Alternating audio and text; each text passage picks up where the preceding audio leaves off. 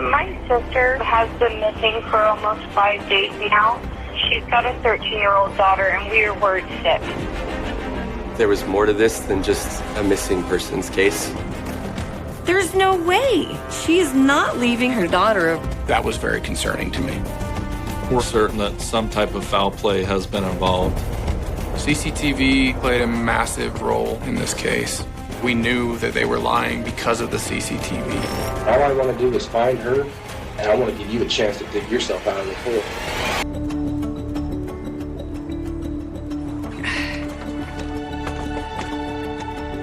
37-year-old Marilee Cox Lafferty prepares for a 900-mile road trip from her home in California to Utah. I met Marilee when we were teenagers. We went to a counseling group together. She was a misfit, and she was funny, and she was hardworking. Marilee hopes to rekindle a romance with an old flame. I knew the person that she was seeing was Rob Willis. She had known him since she was very young, about 16. Honey, are you ready? Marilee's 13-year-old daughter, Shayna, is coming with her. They sure were always together. Very rarely were they separated. She was a really good mom. Marilee wants to build a better future for herself after a lifetime of challenges. Over the years, Marilee struggled with a bunch of battles. She was very open about them as well. She struggled with anxiety and depression and addiction. She was a severe alcoholic. They said that she would have died if she wouldn't have quit drinking. From that point on, after she went through recovery, I was so proud of Marilee when she had done the work that she needed to do to get sober. That's a good girl. Come on. Her service dog, Coco, will be traveling by her side. She was epileptic. She would black out and have full-on grand mal seizures. They had her on a lot of different medications. So she got Coco, a dog that could help if something happened to her. Marilee was just trying to figure out how she could both live with this condition and also be the sole provider for her daughter. That was her number one priority.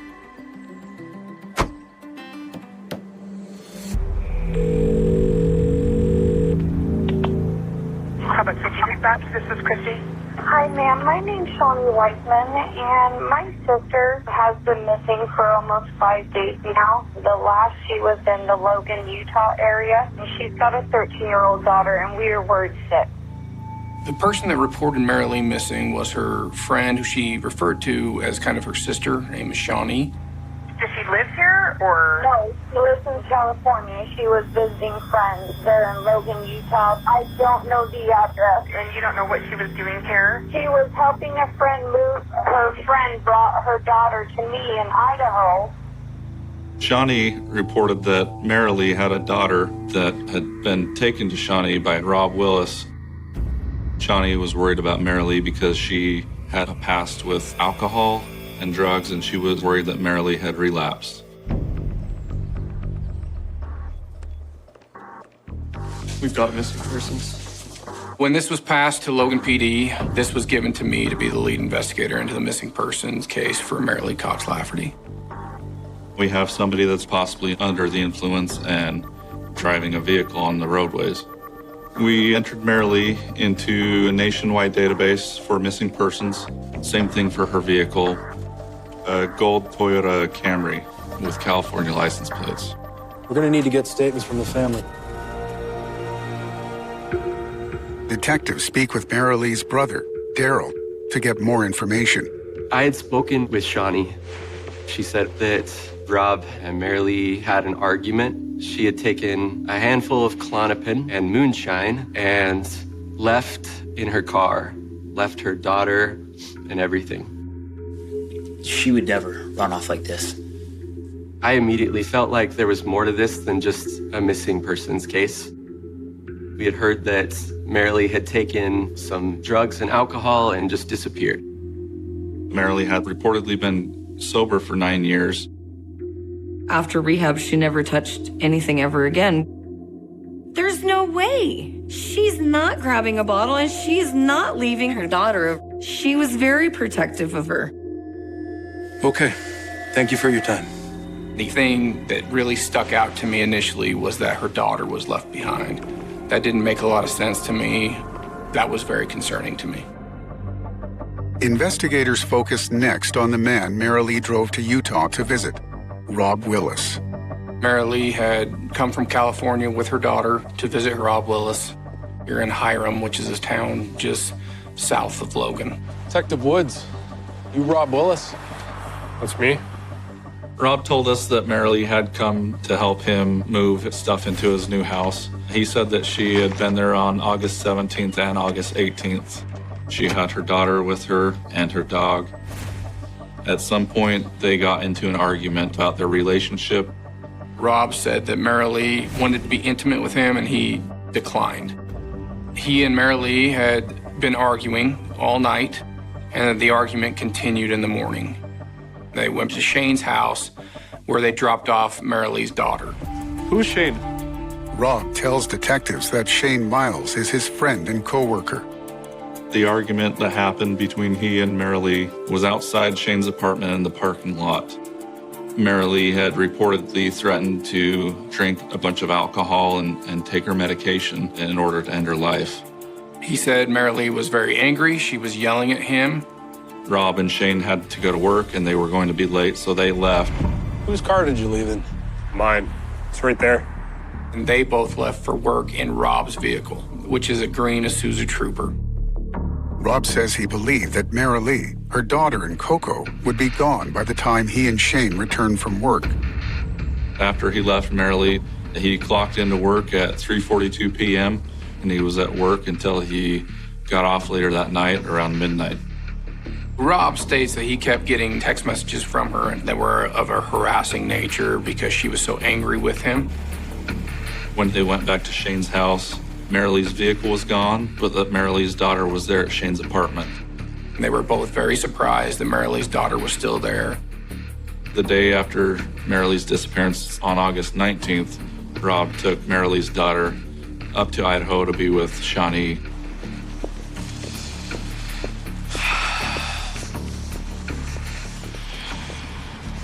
Look at this. And we noticed that the back window on Rob's vehicle on the driver's side had been broken. It had glass in the back of the vehicle still, but it was kind of like he had covered it with some plastic sheeting. What happened to the car? He said he had backed into a tree while camping. It had happened after she disappeared. Okay, thank you for your time. Investigators contact Rob's friend, Shane. He volunteers for an interview at the police department. It's very important that we speak with Shane to see what he has to tell us, to compare that with what Rob is telling us. All right, Shane, so obviously the reason we're talking to you today is trying to find out what happened to her, okay? Agree. Tell me what you know about her. So I met her on Friday. She came with Rob. Shane had not met Marilee until she had come to Utah to visit with Rob.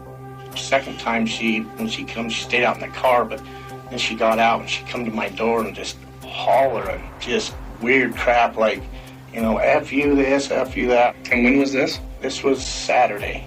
The last time when she come to my house, she was outside yelling. Shane told me that he had told Rob that she can't be acting like that because he'll get in trouble with his landlord and the neighbors. They both stated that the last time they saw her was in the parking lot outside Shane's house, and that they went to work in Rob's green Isuzu Trooper. Did you go together? Yeah, we ride together. Did you see Marilee leave? No, I was in the house. His story matched Rob's. Investigators contact hospitals and local law enforcement to check if Marilee is receiving treatment or in custody. We found that Marilee had not been to any hospitals in the area, and that based on what we could see, she had not been arrested anywhere in the country. So we generated a missing persons flyer that we posted on our Logan City Police Department social media.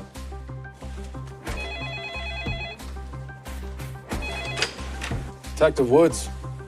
I received a phone call from one of our lieutenants. Somebody had located a dog that was wandering around Logan City. And they started getting messages from Marilee's family members that this dog that we had collected on the 18th of August was Marilee's dog, Coco. That was concerning because her family reported Marilee would never leave her dog, that dog was always by her side. Where exactly did you say you found the dog? That this dog that we had collected was found at TTM Technologies. TTM Technologies is a company that manufactures electronic components. There's no real connection to Marilee.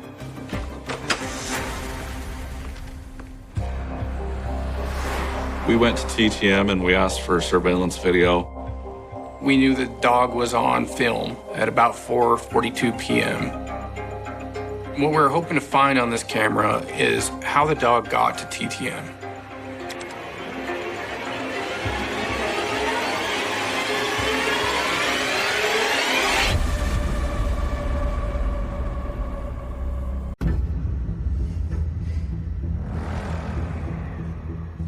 Hold it. That's Coco. We first saw the dog on the camera at 4:42 p.m. on August 18th. The dog is just running around the parking lot like it was by itself. We know Marilee shouldn't have been far away from there, but it didn't seem like Marilee was close by based on the way the dog was acting. A little bit later, the person that had found the dog, we see them pull up in a vehicle, and then we see that person pick up the dog and leave. Investigators review the footage from TTM's other surveillance cameras to trace Coco's movements before she is found. At 4:24 p.m., we see the dog sniffing around one of the exterior doors close up to the building. Do it again. We still haven't seen anything on camera besides the dog, and so we keep working backwards to see, is there any more surveillance footage that might show something?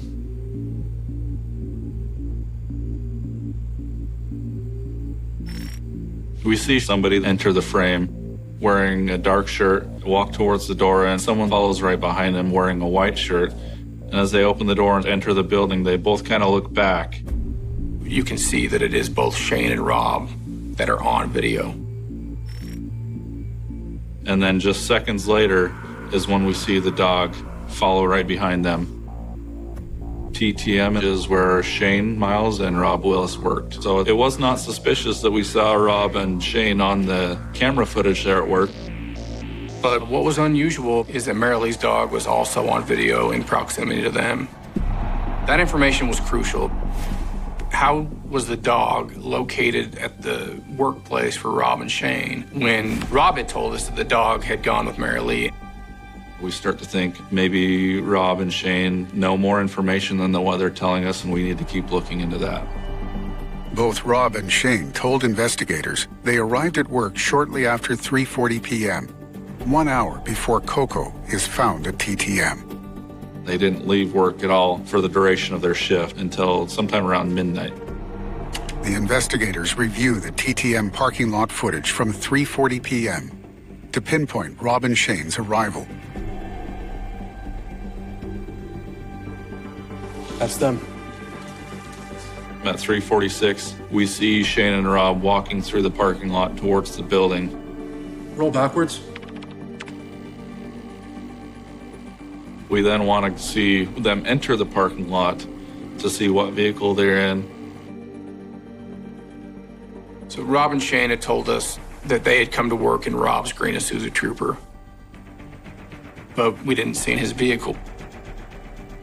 Jump back. At 3:46 p.m., we see a black Ford Mustang. Can't be sure it's them. Is there a camera on the back lot? But you can follow it on video through the parking lot all the way to the point to where they park. Play on.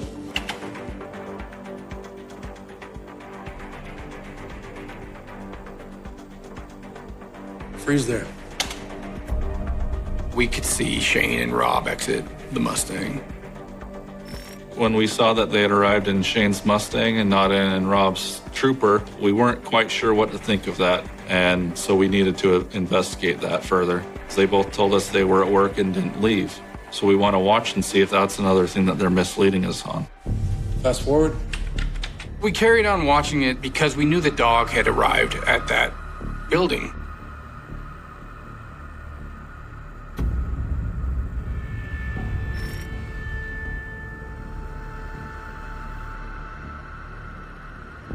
At 4:06 p.m., we see them leave the parking lot driving Shane's vehicle. This directly contradicts what they both told us, that they'd never left work that day. And so we start to wonder, where are they going? Approximately 20 minutes after they left work that afternoon, they arrived back in Shane's black Ford Mustang. They park in a different spot this time, and that spot is not actually on camera. So we're not able to see them exit the vehicle at that time. However, within seconds after parking, we do pick them up on surveillance again, walking on TTM property. But this time, the dog is within feet of them. It is very, very suspicious that they have the dog, but Marilee's nowhere to be seen. We have two people that know something that they're not telling us. We knew they were lying, and we knew that we had to build a case. On September 1st, we got some information back from Marilee's cell phone provider showing her most recent cell phone locations. What have we got? Can you pull that up on a map? One of the ping locations that we got on Marilee's cell phone was at 1:31 p.m. on August 18th, the day that she went missing. And it showed in the area of Blacksmith Fork Canyon, which is near Rob's residence. What about the later ping? One of the other cell phone ping locations we had on Marilee's cell phone was at 2:16 p.m. in the area of 1700 South, the US 8991 highway intersection, which is in Logan, near Shane's apartment. The second cell phone ping was suspicious to us because it was in the city where there is good cell phone service. It's possible that her phone could have died, but Rob also told us that she had been sending him text messages later in the day. And so the fact that 2:16 p.m. is her final cell phone ping is again another inconsistency with what Rob is telling us. It made us believe that something was seriously wrong with her. The feeling I had was something sinister had happened. I believe Marilee was no longer alive. Our biggest lead at this time would be Rob and Shane. Up until that point, they've shown that they're not willing to tell us the truth. They're willing to mislead us on certain things. So we start to conduct surveillance on Shane and Rob. Investigators secure permission to attach a covert GPS tracker to Rob's vehicle. What we were hoping to obtain by placing the tracker on Rob's vehicle were his movements. Where was he going? Did he have somewhere that might lead us to Marilee? And that's what we really wanted to know. On the evening of September 8th, I was contacted by our on-duty patrol supervisor.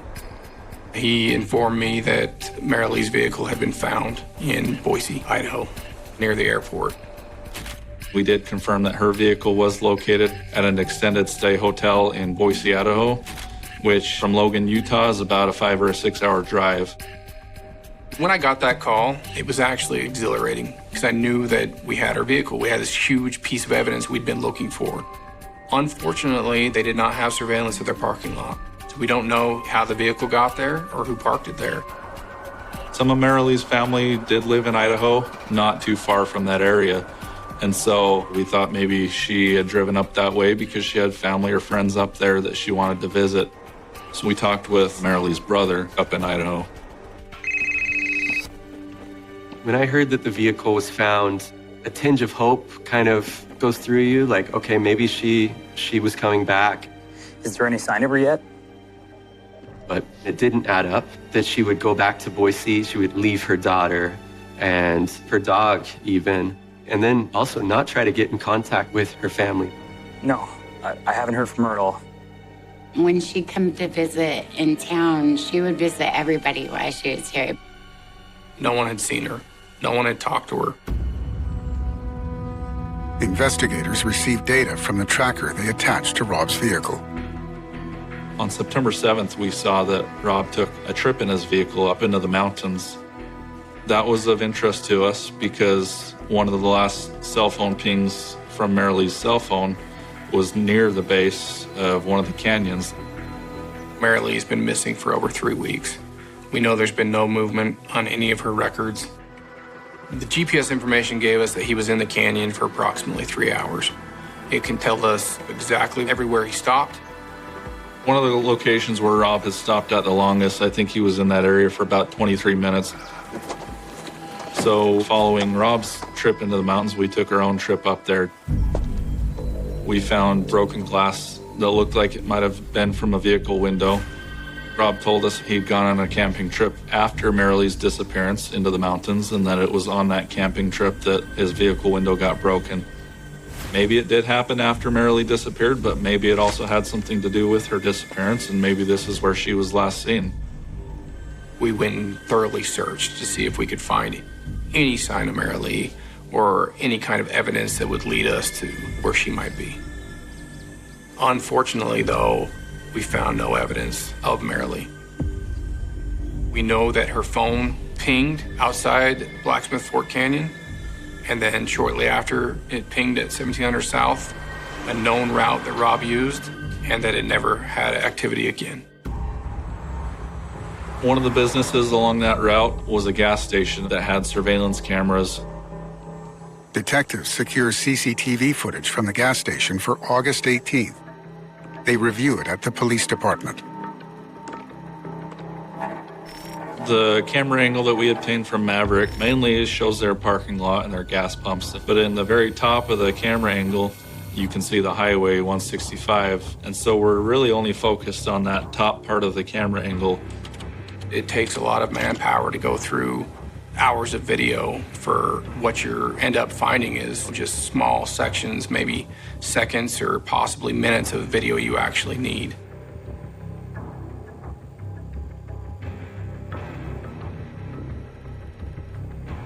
At 10:50, we see Rob's Isuzu Trooper travel south. The driver was wearing a white t-shirt, which is what Rob was wearing as he entered TTM to go to work later on that day. He's traveling towards Hiram. He lives in Hiram, so it's possible he's going towards his house, but he's also going towards the area near the mouth of Blacksmith Fork Canyon. We continue to scour the surveillance video for that morning.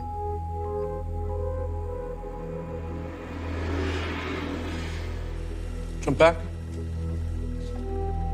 At 2:13 p.m., we see Rob's vehicle on the surveillance footage show up. This time it's traveling north on Highway 165 past the Maverick. Whether Marilee is in the vehicle or not, we don't know, but we don't see her vehicle at all in the surveillance footage. We know that Marilee's cell phone pinged at 2:16, about 3 minutes north of where we saw his vehicle on surveillance. We know that most likely her cell phone is in that vehicle. Punch in on the back of the car.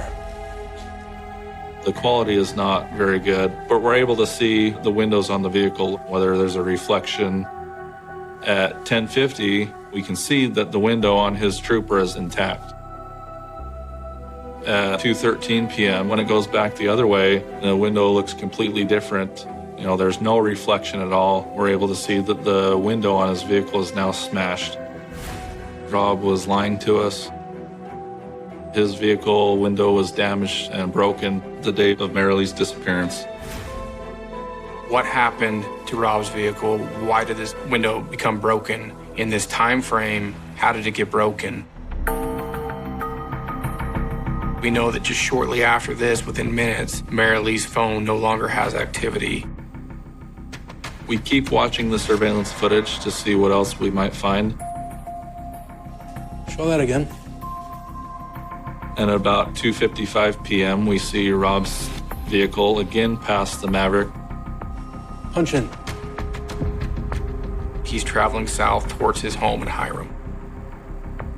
We know that he was at work about an hour after that. We know that Rob most likely will pass through again on his way back to Logan, where he goes to work later.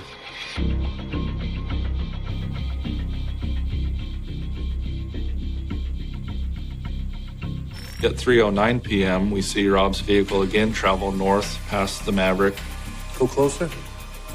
This time, though, there's something different. We can see that the driver is not wearing a white shirt. The driver is wearing a darker colored shirt.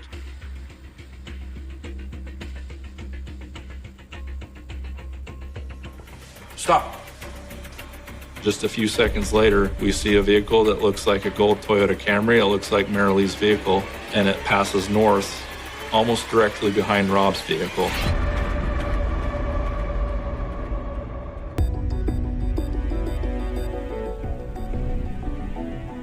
Rob told us that he last saw Marilee and the vehicle in Logan at Shane's apartment. Punch in. The thing about that gold Camry that we saw was the driver was wearing a white shirt. So we were very suspicious that Rob was driving Marilee's vehicle at that time. The driver of Rob's vehicle was wearing a dark shirt. We were almost certain that it was Shane driving the vehicle because we had Shane on surveillance later that day wearing a dark shirt. So where is Marilee? We didn't see anything that would indicate there was a passenger in either vehicle. However, we couldn't be certain just because of the quality of the video. Marilee has been missing for 3 weeks. Her friends and family struggle to come to terms with her disappearance. It was a constant battle where you knew something was very wrong, very bad, but you still want to try to convince yourself that this still could be okay. I was cautious of Rob from the very beginning. She had told me about how he was abusive, both verbal and attempts at physical abuse.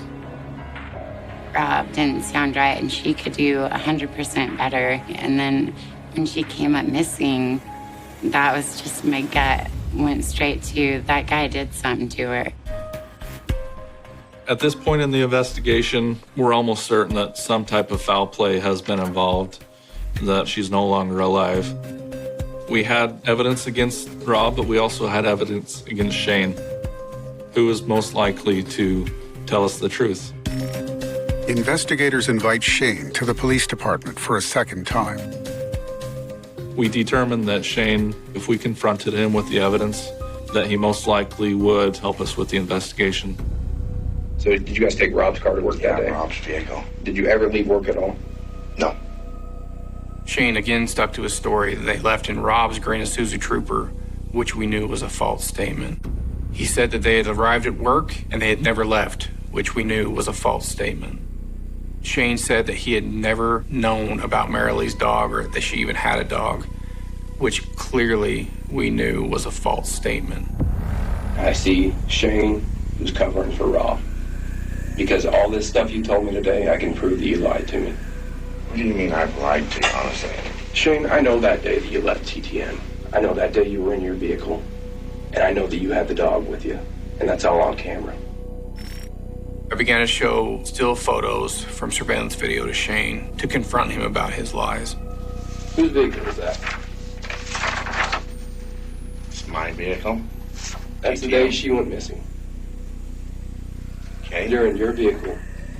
See those times? Those are the times you left work 20 minutes after getting there. And when you returned, Shane?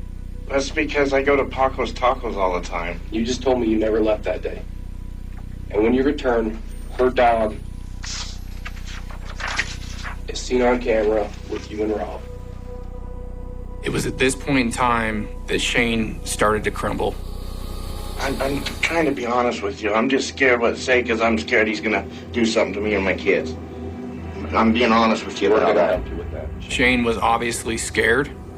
I think he was afraid of Rob Willis and what Rob had committed and entangled Shane in. Shane does admit that he helps Rob move Marilee's vehicle to the Paco's Tacos parking lot, just a few blocks west of TTM. How did he get rid of her car? What did he tell you? And Shane, if you had a part in that, you need to be honest with me right now. I'm not. I know he took it down somewhere. I don't know where. I still needed to know how it got up to Boise. Shane denied moving it to Boise. Who did he say went with him? Because you can't take two cars that far. I already have the car, Shane. Tell me who it is, Shane. His name's Jordan. Jordan? Mm-hmm. What's Jordan's last name? I have no idea. I've only met him once. Shane told us that Jordan had been a coworker with Rob and Shane previously, and that's how he knew him. Search the database for anybody named Jordan that fits this description. He did describe some very distinct and unique tattoos that Jordan had on his face. got a rap sheet. It fits the profile of somebody else that might have been involved in Marilee's disappearance. It's important at this point in time that we speak to Jordan. Because if Jordan took Marilee's vehicle to Boise, I need to know the circumstances behind that. Police officers detain Jordan and bring him back to the police department for questioning. You ever heard the name Marilee Cox Lafferty? I have never heard that name before. She's this missing lady that we've been looking for about a month. You recognize her at all? No, not at all. Never heard that name, though? No, I don't even know how I would be even involved with her. Okay. Well, she had this little gold Toyota. And that's why you're here. I asked him about his involvement with Rob Willis. You ever been up to Boise with him? I did. I took a trip with him up to Boise. When was that? 4 weeks ago. How'd you get there? I drove his girlfriend's car up there. Okay. Because right now he's implicated you in a murder. Implicated me? By moving her car. And that's why I'm trying to figure out how deeply you're involved. Rob told him it was a girlfriend's vehicle and he was just going to go drop it off for him and that Rob would pick him up in Boise. We knew that Rob was the one responsible for Marilee's death and he had used these other people to help cover up his crime. At that point in time, the only thing I could think about was that we needed to pick up Rob. We couldn't have him out in public any longer.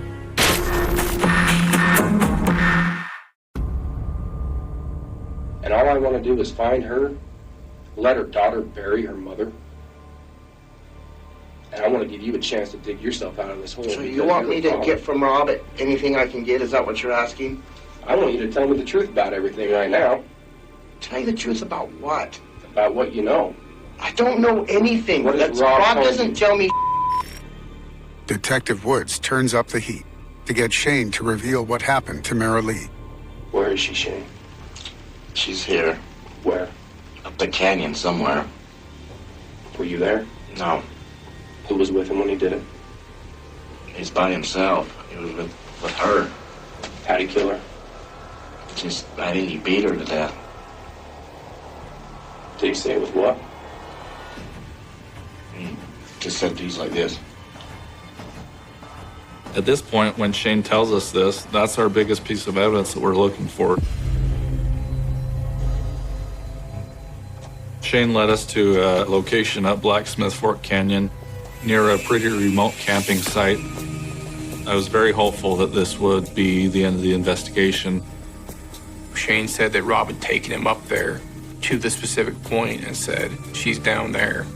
He believed that this was a scare tactic. That, look, if you tell anybody, this is what's going to happen to you as well. In the immediate area of the campsite, there was a tree, and underneath the tree, there was a lot of broken glass. There was also glass embedded in a tree branch that was the same height, relatively, as Rob's vehicle. Also in this area was a bracelet that had the scorpion charm on it, and I knew that Marilee was a Scorpio, and so I was pretty certain that was her bracelet.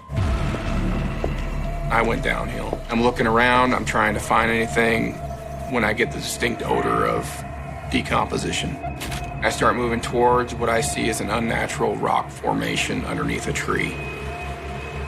We moved one rock and we could see a human foot underneath the rock pile. And we knew that we had found Marilee finally. I don't think anyone's ever prepared to come across human remains like that. Marilee had been in the mountains, buried up there for about a month. Marilee was able to be identified positively by her fingerprints. Marilee's daughter was staying at my house. I just told her that they found her and that she was dead. And she screamed and she just curled in a ball and cried and cried and cried. It broke my heart so much. I remember when I got the phone call that they had found her and confirming everything that I didn't want confirmed. That was one of the hardest days of my life, to have to come to reality that she was gone. I wanted to hold her hand. I wanted to be a big sister, and I wanted to take it away. I would have traded her places in a heartbeat because she fought so hard to be the better person that she was being. Rob Willis was placed under arrest in Hiram by a SWAT team on the afternoon of September 14th. I knew I had another large task in front of me in trying to get some sort of confession from Rob. How much do you care about her? Not that I was thinking about starting a life with her. Is that before you killed her? What? Is that before you killed her, Rob? I didn't kill her. You did. Rob, and we're gonna prove it. I didn't think he would tell me much. When I tried to confront him, he still deflected. We found her. And? And your DNA is gonna be on her, Rob. I know you killed her, Rob. I didn't kill her. I think you just lost control. When I finally told him that we had recovered Marilee and confronted him and told him that we knew he was responsible, Rob requested an attorney. And at that point, the interrogation ended. Take me to jail. I'm done. You can sit down a bit.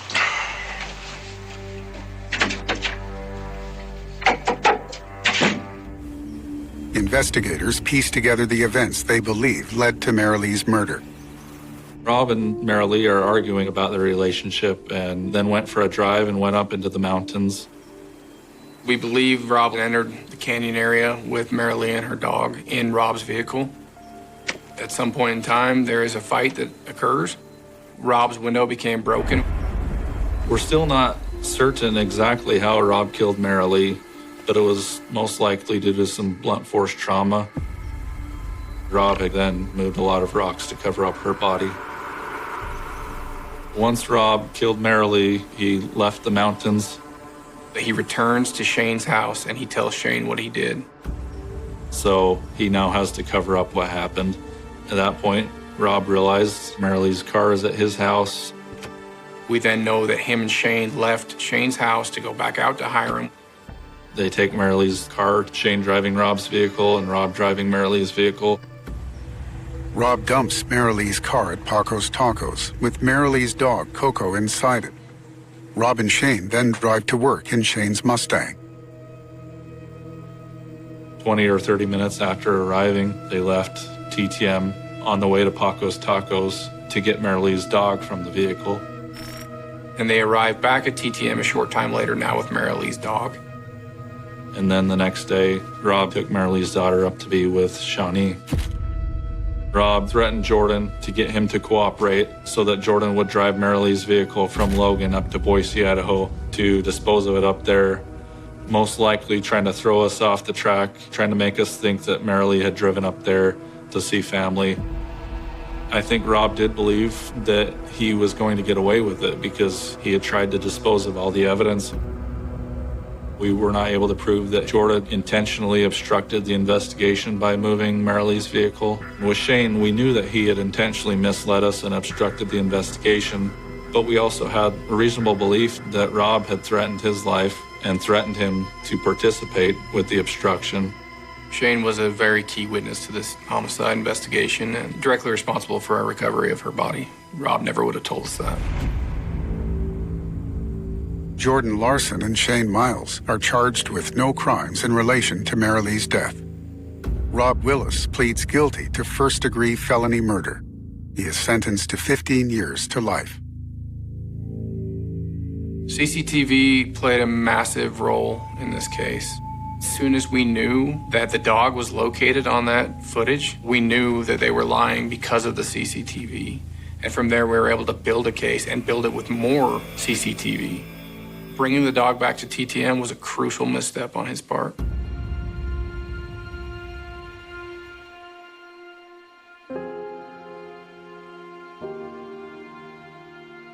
Every day when I see something beautiful in nature, I think about her.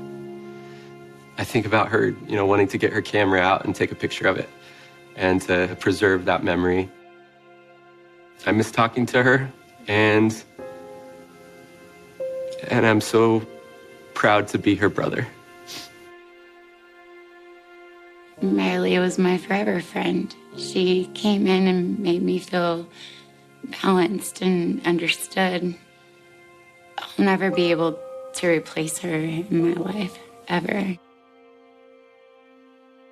She's just one of a kind. Next time on See No Evil. 911. There was just a shot fired. A man was just shot. This was actually a planned out murder execution. You want to tell us the truth? Surveillance video does not lie.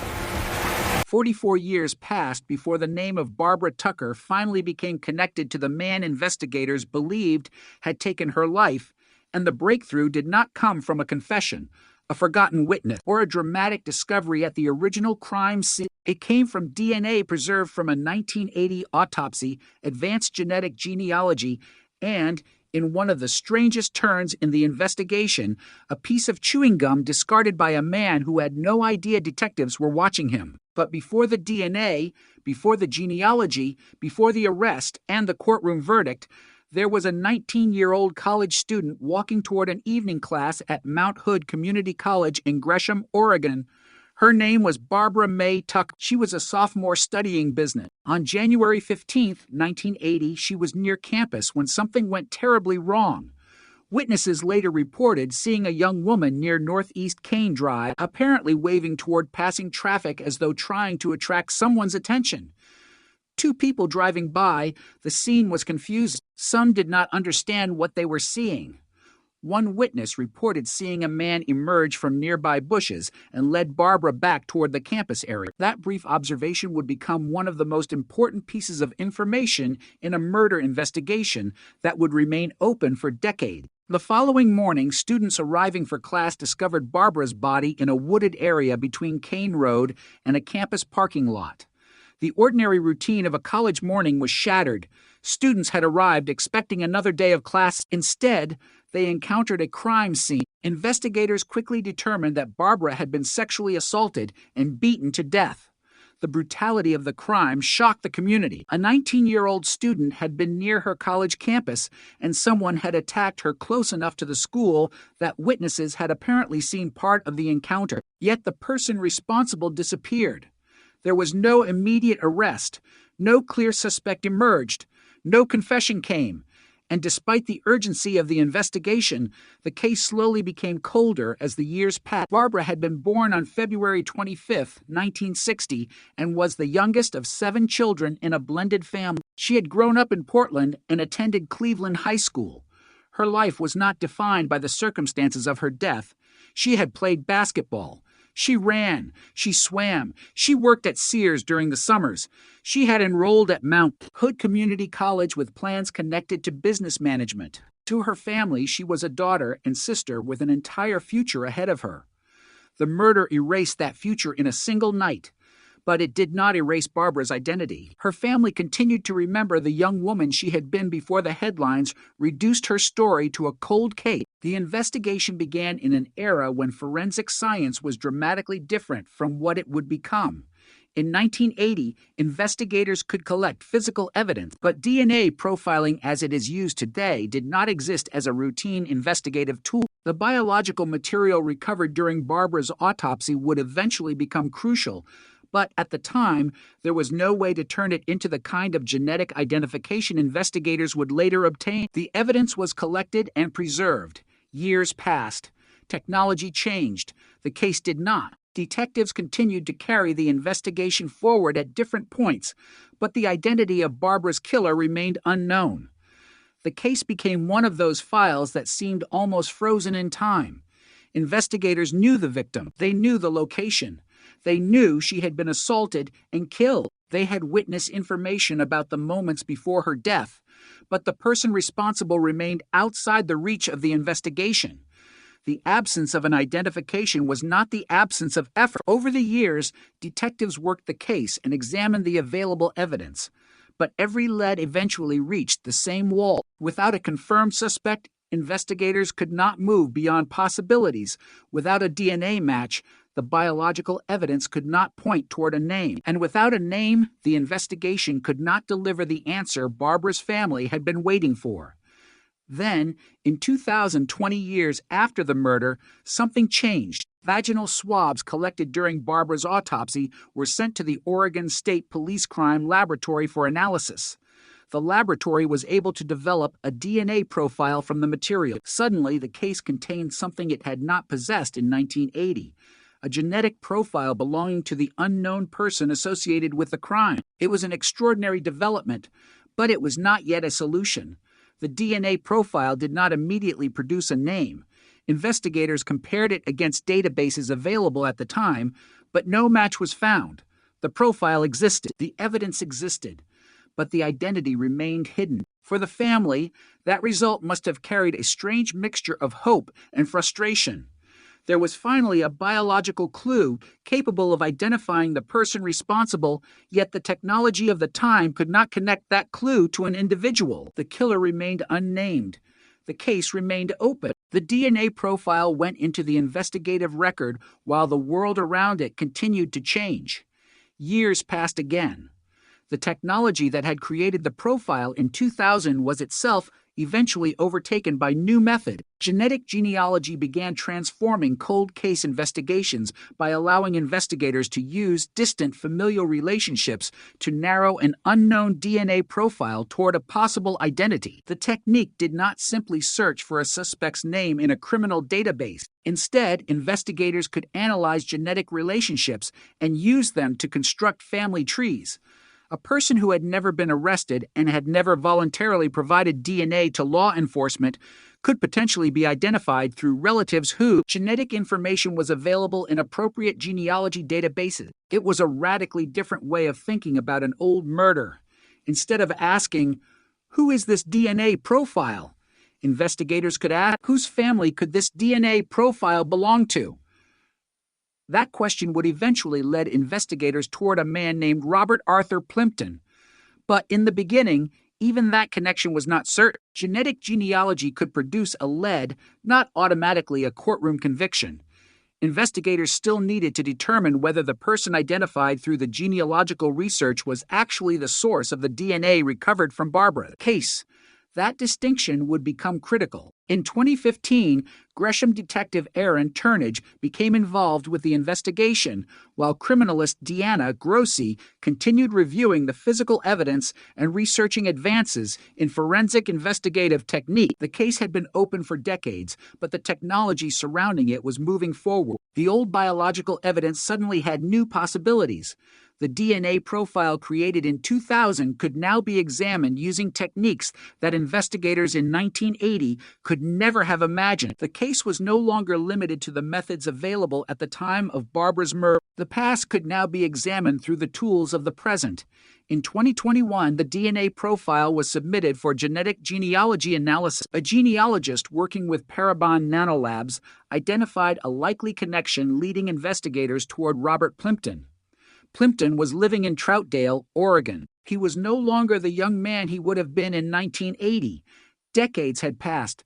The investigation now had a possible name, but detectives still needed direct evidence connecting that man to the DNA from Barbara's body. They could not simply arrest someone because a genealogical analysis suggested he was a likely contributor. They needed a direct comparison, so investigators watched him.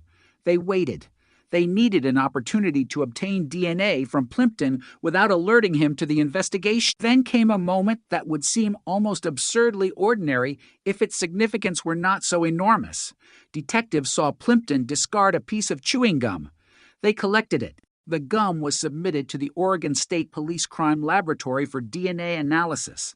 The laboratory compared the genetic material from the gum with the profile developed from the evidence collected during Barbara's autopsy. The result was the breakthrough investigators had spent decades waiting for. The DNA from the chewing gum matched the DNA profile associated with Barbara's case. Suddenly, a mystery that had resisted investigators for more than 40 years had a direct genetic connection to a living man. On June 8, 2021, Robert Plimpton was arrested and taken into custody. The case that had begun with a 19-year-old college student walking toward an evening class had entered a completely new phase. But even then, the story was not over. An arrest was not a conviction. A DNA match could connect a person to biological evidence, but prosecutors still had to present the evidence in court and prove the murder beyond a reasonable doubt. The defense would have an opportunity to challenge the investigation, the forensic evidence, the circumstances of the identification, and the prosecution's interpretation of what had happened in 1980. The passage of time would become part of the courtroom story. More than 4 decades had separated the crime from the arrest. Barbara's family had waited through years of silence, false starts, unanswered questions, and technological change. The world had transformed around the case. The evidence had survived long enough for science to catch up with it. And now the man investigators believed was responsible was finally facing a judge. Yet the most haunting part of the story remained the same. On that January evening in 1980, Barbara had apparently tried to attract the attention of passing drivers. Someone had seen her. Someone had seen a man near her, but no one had been able to stop what happened in time. The following morning, her body was found. For 44 years, the identity of the person responsible remained a mystery. Then, a genetic profile created from evidence collected after Barbara's death traveled across decades of scientific progress and eventually led investigators to a man living an ordinary life in Oregon. The case had moved from a campus parking area to an evidence locker, from an old laboratory record to a genealogy database, and finally to a discarded piece of chewing gum. Every stage depended on something that had survived the passage of time. Barbara's biological evidence survived. The investigation survived. Her family's memory survived, and eventually the technology needed to connect those pieces arrived. But before the courtroom could decide what that connection meant, investigators had to confront the events of that January night again, reconstruct the final known movements of a 19-year-old student, examine the witnesses who saw her in distress, and understand how a killer could disappear for more than 4 decades while the evidence remained hidden in plain sight. The answer had finally begun to emerge, but the full story of what happened to Barbara Tucker still had to be proven.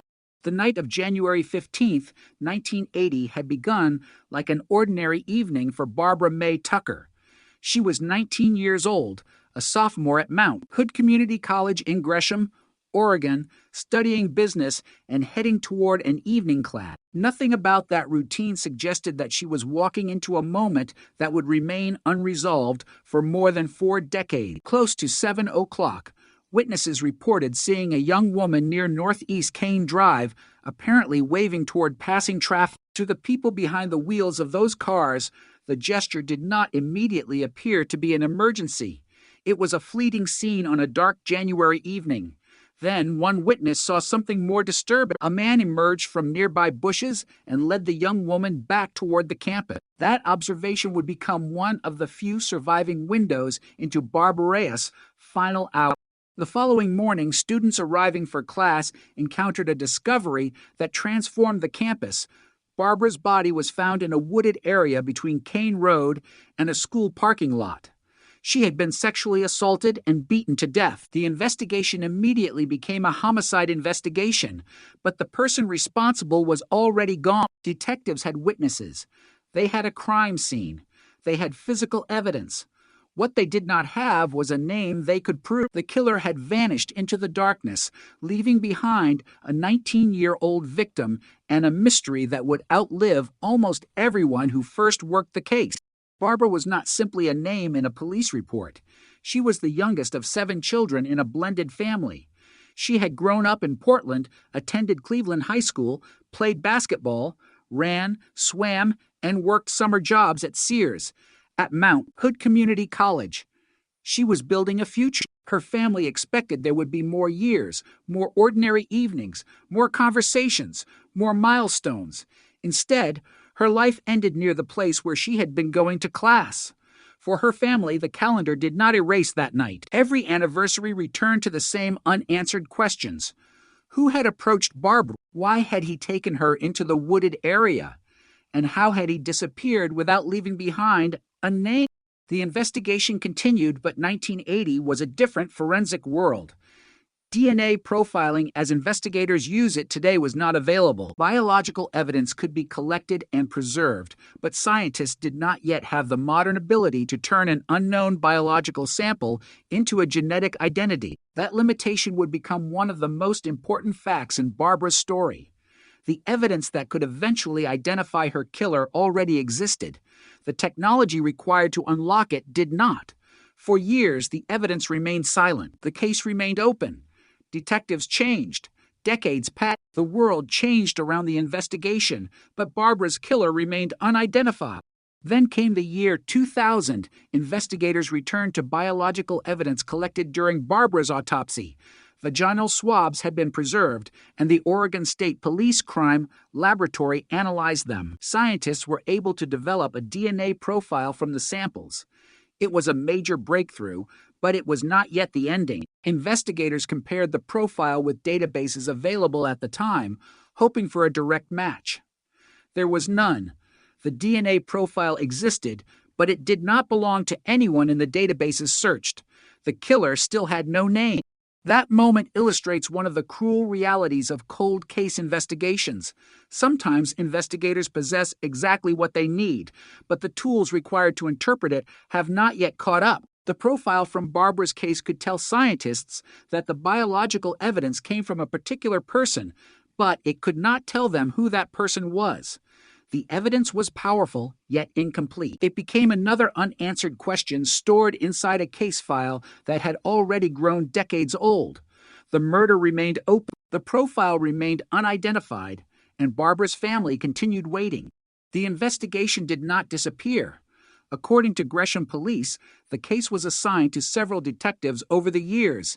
In 2015, Detective Aaron Turnage took responsibility for the investigation, while criminalist Deanna Grossi continued reviewing the physical evidence and researching advances in forensic investigative technique. That detail would prove crucial. The case was no longer being approached as a 1980 investigation alone. Investigators were beginning to ask what modern science could do with evidence collected more than 20 years earlier. The answer arrived through genetic genealogy. This method changed the question. Instead of searching only for the unknown person's DNA in conventional law enforcement databases, investigators could examine genetic relationships and use those relationships to construct family connections. The unknown profile could potentially lead to relatives, and relatives could lead to a family tree. The family tree could lead to a living person. It was not a shortcut. It was a process of narrowing possibilities, testing relationships, and identifying a person whose genetic profile could ultimately be compared directly with the crime scene evidence. In 2021, investigators sent the DNA profile to Parabon Nanolabs for genetic genealogy analysis. The work produced a likely connection to Robert Arthur Plimpton. Suddenly, after more than 40 years, investigators had a name, but a name was not enough. Genetic genealogy could provide an investigative lead, but detectives still needed direct evidence establishing that Plimpton was the person whose DNA had been recovered from Barbara. The next stage would require patience and surveillance. Detectives located Plimpton living in Troutdale, Oregon. He was no longer the young man he might have been when Barbara was murdered. More than 4 decades had passed. The case investigators were pursuing was older than many of the people now working on it. The suspect identification had emerged from a technology that did not exist when Barbara was alive. But the detectives still needed a direct comparison. So they watched him. They did not immediately confront him. They observed his movements. They waited for an opportunity to obtain DNA without alerting him to the investigation. Then something remarkably ordinary happened. Plimpton discarded a piece of chewing gum. Detectives recovered it. The object looked insignificant. It was something most people would never notice on the ground. But to investigators, it represented an opportunity to answer the question that had remained unresolved since 1980. Did Robert Plimpton's DNA match the unknown DNA recovered from Barbara Tucker? The chewing gum was submitted to the Oregon State Police Crime Laboratory. Scientists analyzed the DNA.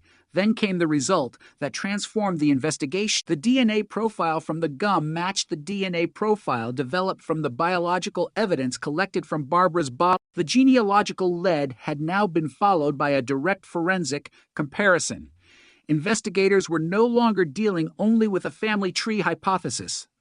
They had a DNA match connecting Plimpton to the biological evidence from the case.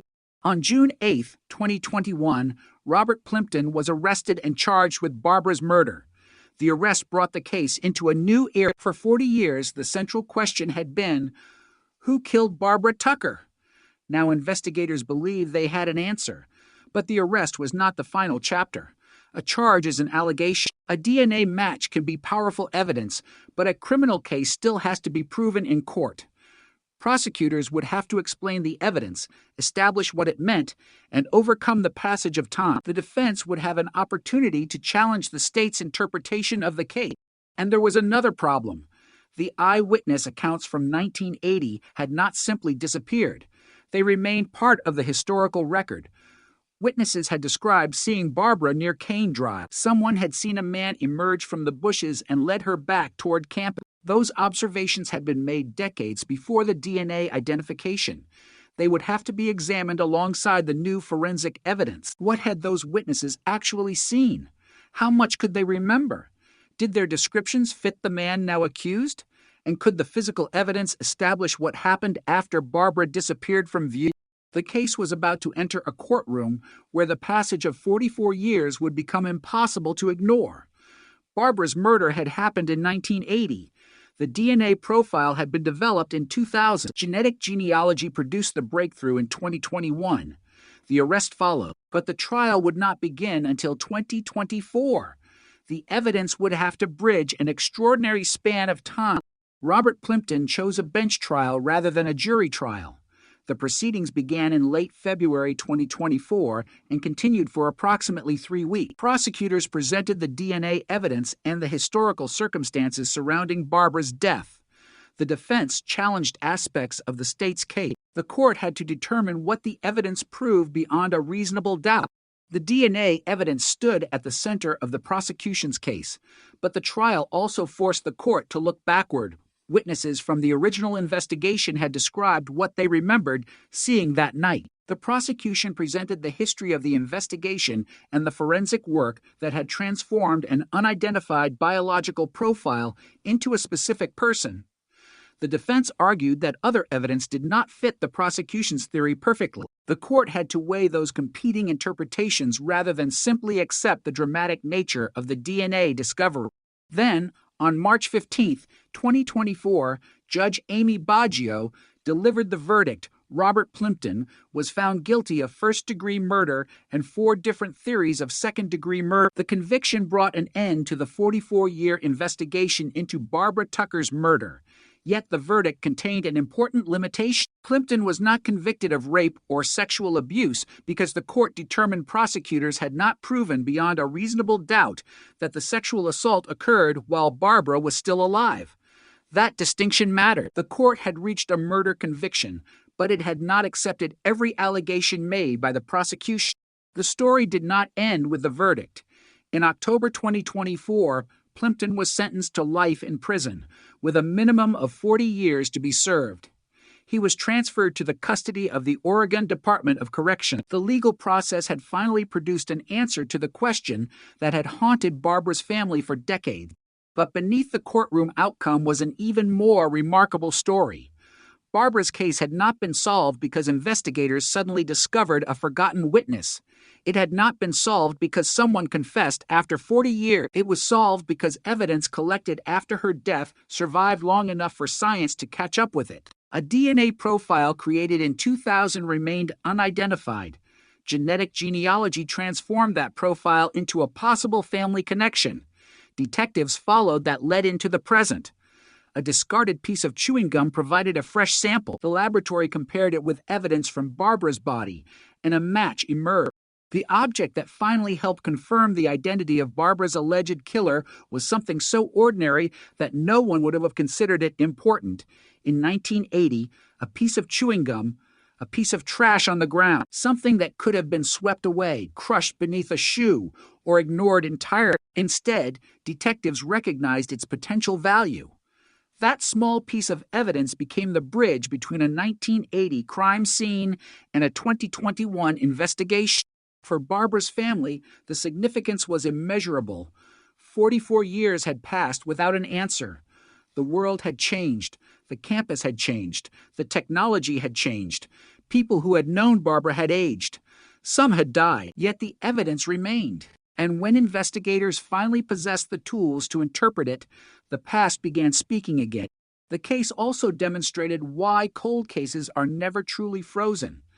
They are waiting for technology, waiting for a new investigator, waiting for a new method, waiting for a piece of evidence that can finally connect to points separated by decades. Barbara's case had survived because the original investigators preserved evidence that later scientists could analyze. The breakthrough of 2021 depended on decisions made long before genetic genealogy existed. The final identification depended on the work of detectives and forensic scientists who refused to treat the old file as a forgotten story. Barbara was 19 when she died. She had been heading toward an ordinary college class. She had no way of knowing that the person who would eventually be convicted of her murder would not be identified for another 44 years. She could not have known that the evidence collected after her death would survive through generations of forensic technology. She could not have known that one day investigators would reconstruct a genetic family tree from a profile created decades after her death. And she could never have imagined that a discarded piece of chewing gum would help confirm the answer. But that is exactly what happened. The night that began with a college student walking toward class ended with a crime that remained unanswered for decades. The evidence waited in silence. The investigation continued through different hands, and eventually the technology changed enough to give the evidence a voice. The mystery that had seemed almost impossible to solve was no longer only a mystery. It had become a case built around a genetic trail leading from Barbara's preserved evidence to a living suspect, from a discarded piece of gum to a laboratory confirmation, and from an old police file to a courtroom. 44 years after Barbara Tucker's murder, the question was no longer simply who had killed her. The question had become whether the evidence could finally tell the complete story of what happened that night. And inside that courtroom, every fragment of the past would be forced to confront the same test, not whether it sounded convincing, but whether it was enough to establish the truth. The arrest of Robert Arthur Plimpton in June of 2021 did something the investigation into Barbara Tucker's murder had failed to do for more than 4 decades. It put a human face beside the unknown DNA profile, but an arrest was only the beginning. The investigators now had to take the extraordinary chain of evidence that stretched from January 15, 1980 through 2000, through genetic genealogy, and finally to a discarded piece of chewing gum, and explain why that chain pointed to one man. The significance of the evidence was enormous because the original crime had happened so long ago that almost every ordinary investigative path had disappeared beneath time. Witness memories had aged. People had moved. Records had become historical documents. The campus itself had changed. Yet one thing had remained remarkably stable: the biological evidence collected from Barbara's body. In 2000, vaginal swabs taken during Barbara's autopsy were analyzed by the Oregon State Police Crime Laboratory, producing a DNA profile from the unknown contributor. At the time, that profile did not identify anyone. It existed in the case file as a genetic fingerprint without a name. That distinction would become the foundation of everything that followed. For years, the profile could tell investigators what they desperately needed to know in one sense and almost nothing in another. It could potentially exclude people. It could potentially confirm someone, but without a matching reference sample or a useful database hit, it could not point directly toward the killer. The case remained trapped between evidence and identity. Then forensic investigative genetic genealogy began changing the possibility. Instead of searching exclusively for the person whose DNA was present, investigators could look for biological relatives and use those relationships to reconstruct a family tree. In Barbara's case, the genetic profile eventually went to Parabon Nanolabs for genealogical analysis in 2021. A genealogist identified Robert Plimpton as a likely contributor to the unknown profile. The name was no longer merely a theoretical possibility. It was a lead that detectives could investigate. But investigators still needed something stronger. They needed a direct comparison. That was where surveillance entered the story. Detectives located Plimpton living in Troutdale, Oregon, and began observing him. The investigators could not simply tell a judge that genealogy suggested a possible relationship and expect that to establish guilt, they needed to obtain a fresh DNA sample and compare it directly with the evidence from Barbara's case. Then the opportunity appeared in an almost unbelievably ordinary form. Plimpton spit a piece of chewing gum onto the ground.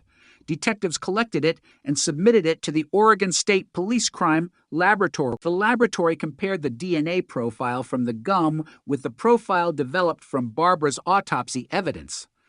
The profiles matched. After more than 40 years, the biological evidence from Barbara's body had been connected directly to a living man. On June 8, 2021, Plimpton was taken into custody. The case that had remained unidentified since 1980 had suddenly become an active prosecution. But the passage of time meant the investigation could not simply stop at the DNA match. Detectives and prosecutors had to reconstruct the original crime carefully enough to establish what happened to Barbara and what role the accused man had played. The official account stated that close to 7 o'clock on January 15, 1980, Barbara had been kidnapped, sexually assaulted, and beaten to death near a campus parking lot. The following morning, students arriving for class found her body in a wooded area between Kane Road and a school parking lot. The location mattered because it placed the final known events of Barbara's life close to the college she attended. She had been a student there. She had been in the area for an ordinary purpose. The setting was not some distant wilderness where no one could have seen anything. It was connected to a place where students and motorists could pass nearby, and that created the possibility of witnesses. The original investigation had included reports from people who saw Barbara near the area that evening. Those observations became part of the historical evidence that prosecutors could present decades later. The most important question was not simply whether someone had seen Barbara.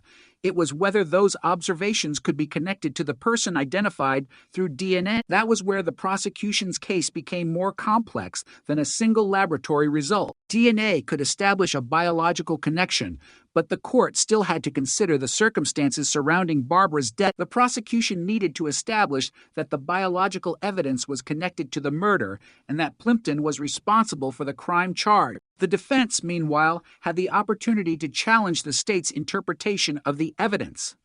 The case eventually proceeded as a bench trial before Multnomah County Circuit Judge Amy Baji. The trial began on February 26, 2024, and concluded on March 15th.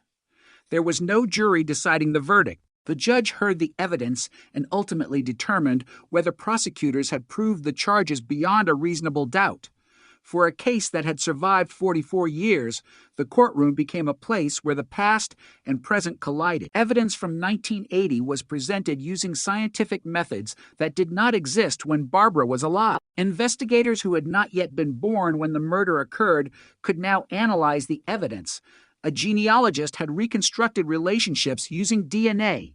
Detectives had followed a suspect in 2021. A laboratory had compared the discarded gum with biological evidence preserved from Barbara. And now, in 2024, all of those events had to be placed before a judge. The prosecution's central forensic story was straightforward but extraordinary.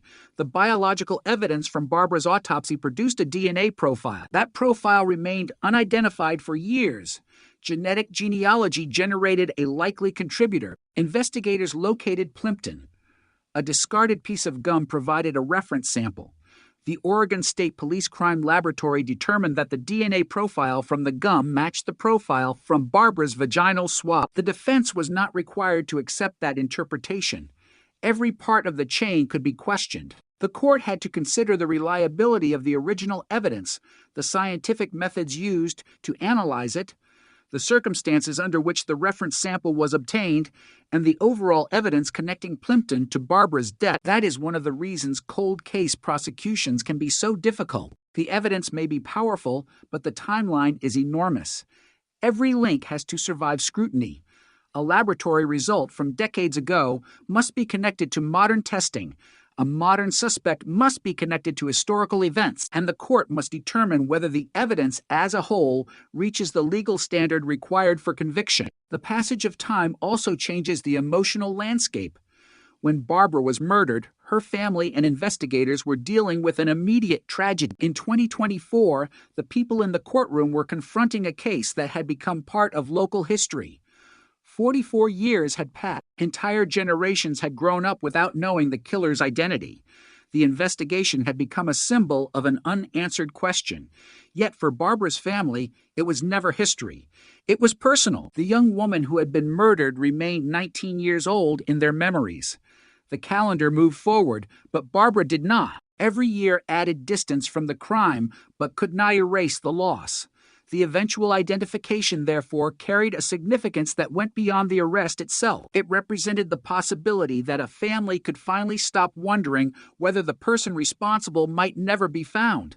But there was still a legal question to answer. The DNA match was compelling evidence, but what exactly did it prove? The court had to consider the relationship between the biological evidence and the charged murder.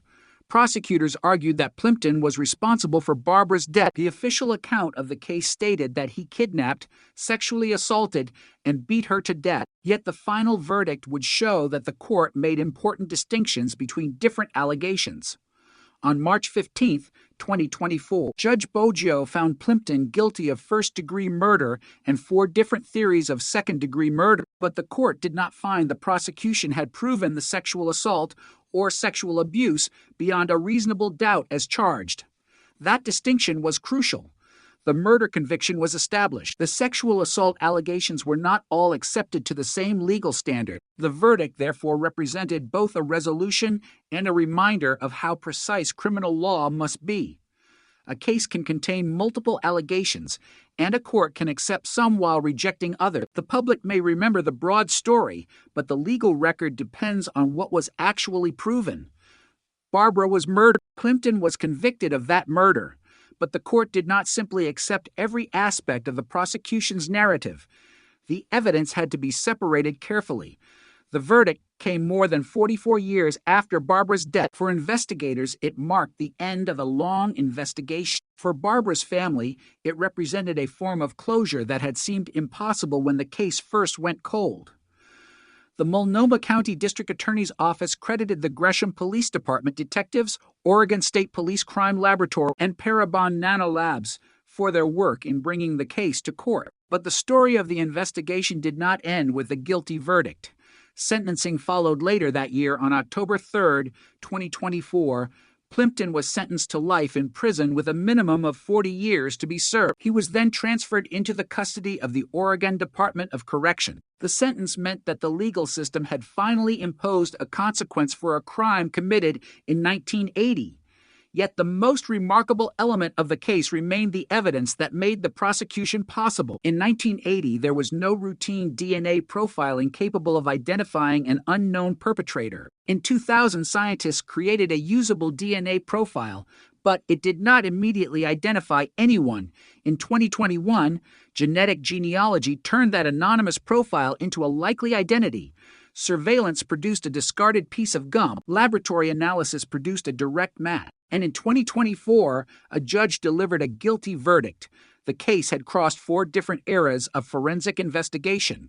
That progression is what makes Barbara Tucker's murder so significant as a cold case. It demonstrates that evidence can outlive the technology originally available to investigators. The biological material collected after Barbara's death could not identify her killer in 1980. It could not identify him immediately in 2000. But the evidence was preserved, and because it survived, later investigators were able to ask new questions. The case did not need the technology of 1980. It needed investigators willing to keep the evidence available until better technology arrived. That is one of the most important lessons hidden inside the story. Cold cases are not always solved because a new clue suddenly appears. Sometimes they are solved because an old clue becomes readable. The DNA profile had been sitting there for years. What changed was the ability to connect it to a person. The same evidence that once produced only an anonymous genetic profile eventually became the central bridge to a suspect. And then the discarded gum provided the confirmation. There was something almost symbolic about that sequence. Barbara's case had been preserved in silence for decades. Her evidence remained inside the system while the world moved forward. Eventually, technology caught up with the evidence. The DNA did not forget. It did not age in the same way memories did. It remained a biological record of a person connected to Barbara's final hours. The investigators only needed to discover whose record it was. That discovery came through a combination of forensic science, genealogy, surveillance, and laboratory confirmation. No single step solved the case. The solution emerged from the chain, and that chain had one beginning: a 19-year-old college student whose life ended on a January evening near Mount Hood Community College. Barbara had been going to class. Someone intercepted her. The next morning, her body was found. For decades, the person responsible remained outside the reach of justice. Then, more than 40 years later, science gave investigators a name, but even after that name appeared, the courtroom still demanded proof. The final verdict showed that the case could survive that test. The mystery had become a conviction. Yet the questions surrounding Barbara's final night still carried the weight of history. What exactly happened during those final moments near the campus? How did the killer manage to disappear? Why did the original investigation fail to identify him? And how did the evidence survive long enough for modern science to finally reveal what investigators could not see in 1980? Those questions transformed Barbara's murder from an old, unsolved file into a lesson about persistence. The case showed that time can destroy evidence, but it can also create opportunities. Science evolves. Databases expand. Investigative methods change. A sample that once seemed incapable of producing an identification can become decisive decades later. And sometimes the breakthrough is not hidden in a dramatic secret location. Sometimes it is sitting in a laboratory freezer. Sometimes it is inside an old evidence file. Sometimes it is attached to a family tree. And sometimes, incredibly, it is lying on the ground in the form of a piece of discarded chewing gum. For Barbara Tucker, that chain of evidence finally broke through the silence that had surrounded her murder since 1980. The question that had once seemed impossible to answer now had a name attached to it. And for the people who had waited 44 years, that name marked the moment when an old, cold case finally entered the present. The arrest of Robert Arthur Plimpton had transformed Barbara Tucker's case, but it did not erase the 44 years that had come before it. For decades, investigators had known that Barbara had been killed near Mount Hood Community College. Yet the person responsible remained unidentified. Then, a DNA profile developed from evidence preserved since 1980 was subjected to genetic genealogy, producing a lead that pointed investigators toward Plimpton. Surveillance followed. A discarded piece of chewing gum provided a reference sample. The Oregon State Police Crime Laboratory compared the DNA from that gum with the DNA recovered from Barbara's body and reported a match. On June 8, 2021, Plimpton was arrested, but now the investigation had to survive its most demanding stage. The evidence had to enter a courtroom. A cold case could be solved in a laboratory, but a conviction required something more. It required prosecutors to reconstruct a murder that had happened before modern DNA profiling existed, before genetic genealogy existed, and before the investigators now standing in court had even begun their career. The story had to return to January 15, 1980, and to the final known movements of a 19-year-old college student whose ordinary evening had ended in murder. Barbara May Tucker was a business student at Mount Hood Community College in Gresham, Oregon. She was 19 years old. On that January evening, she was expected at a night class. The campus was not an isolated wilderness. It was a place where students came and went, where cars traveled nearby, and where ordinary routines continued even as something terrible was unfolding only a short distance away. Several witnesses later reported seeing a young woman near Northeast Kane Drive waving toward traffic. Then they saw a man emerge from nearby bushes and led her back toward the campus. It was an unsettling scene, but at the time, the witnesses could not know its significance.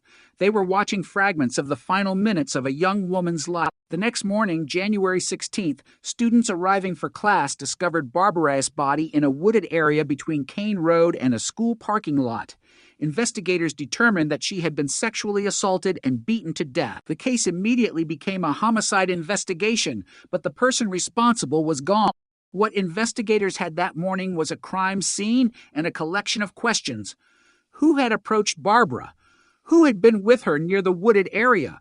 Why had she been taken away from the normal path of her evening? And who had left her body there? The investigation moved forward, but the technology available in 1980 placed a hard ceiling on what forensic science could accomplish. There was no modern DNA database capable of comparing an unknown biological profile against millions of people. There was no genetic genealogy. There was no way to upload an unknown profile and immediately search distant family connections. The biological evidence collected from Barbara Ray's body could be preserved, but it could not yet reveal the identity of the person who had left that evidence behind. The case therefore depended heavily on traditional investigation, witness accounts, interviews, physical evidence, records, and the painstaking process of trying to reconstruct the final hours of a murdered college student. Years passed, then decades. The case remained open. In 2000, the investigation entered a new forensic era. Vaginal swabs collected during Barbara Ray's autopsy were sent to the Oregon State Police Crime Laboratory. Scientists were able to develop a DNA profile from the samples. It was a remarkable achievement because investigators now possessed something that could potentially distinguish the unknown contributor from everyone else. But the profile did not immediately provide a name. Investigators compared it with DNA databases available at the time, and no match was found. The result was both promising and frustrating. The evidence had spoken, but it had not identified the person behind it. There was now a genetic profile connected to Barbara Ray's case, yet the individual who matched it remained outside the databases investigators could search. The murder stayed unresolved. That DNA profile would remain important for years. The case was assigned to several detectives over the decades. In 2015, Detective Aaron Turnage took responsibility for the investigation, while criminalist Deanna Grossi continued reviewing the physical evidence and researching advances in forensic investigative technique. Their work mattered because the case was no longer limited to the science of 1980. Investigators could look at old evidence through modern eyes. The question was no longer whether the technology available at the time could solve the murder. The question was whether new technology could finally extract more information from evidence that had survived since the crime. Then came a forensic development that would change the direction of the case. Genetic genealogy offered investigators a way to search beyond traditional criminal DNA databases. Instead of waiting for the unknown profile to match the suspect directly, investigators could examine genetic relationships and search for relatives. Those relationships could be used to build family trees and narrow the possible identity of the unknown contributor. In 2021, the DNA profile from Barbara Ray's case was submitted to Parabon Nanolabs for genetic genealogy testing. The analysis identified a likely connection to Robert Arthur Plimpton. For the first time in decades, the investigation had a name. But the detectives knew that a genealogical lead was not the same thing as proof. A likely family connection could point investigators toward a person, but they still needed a direct DNA comparison. Plimpton was living in Troutdale, Oregon. Detectives began surveillance. They watched. They waited. They needed a DNA sample that could be compared with the evidence from Barbara Ray's body.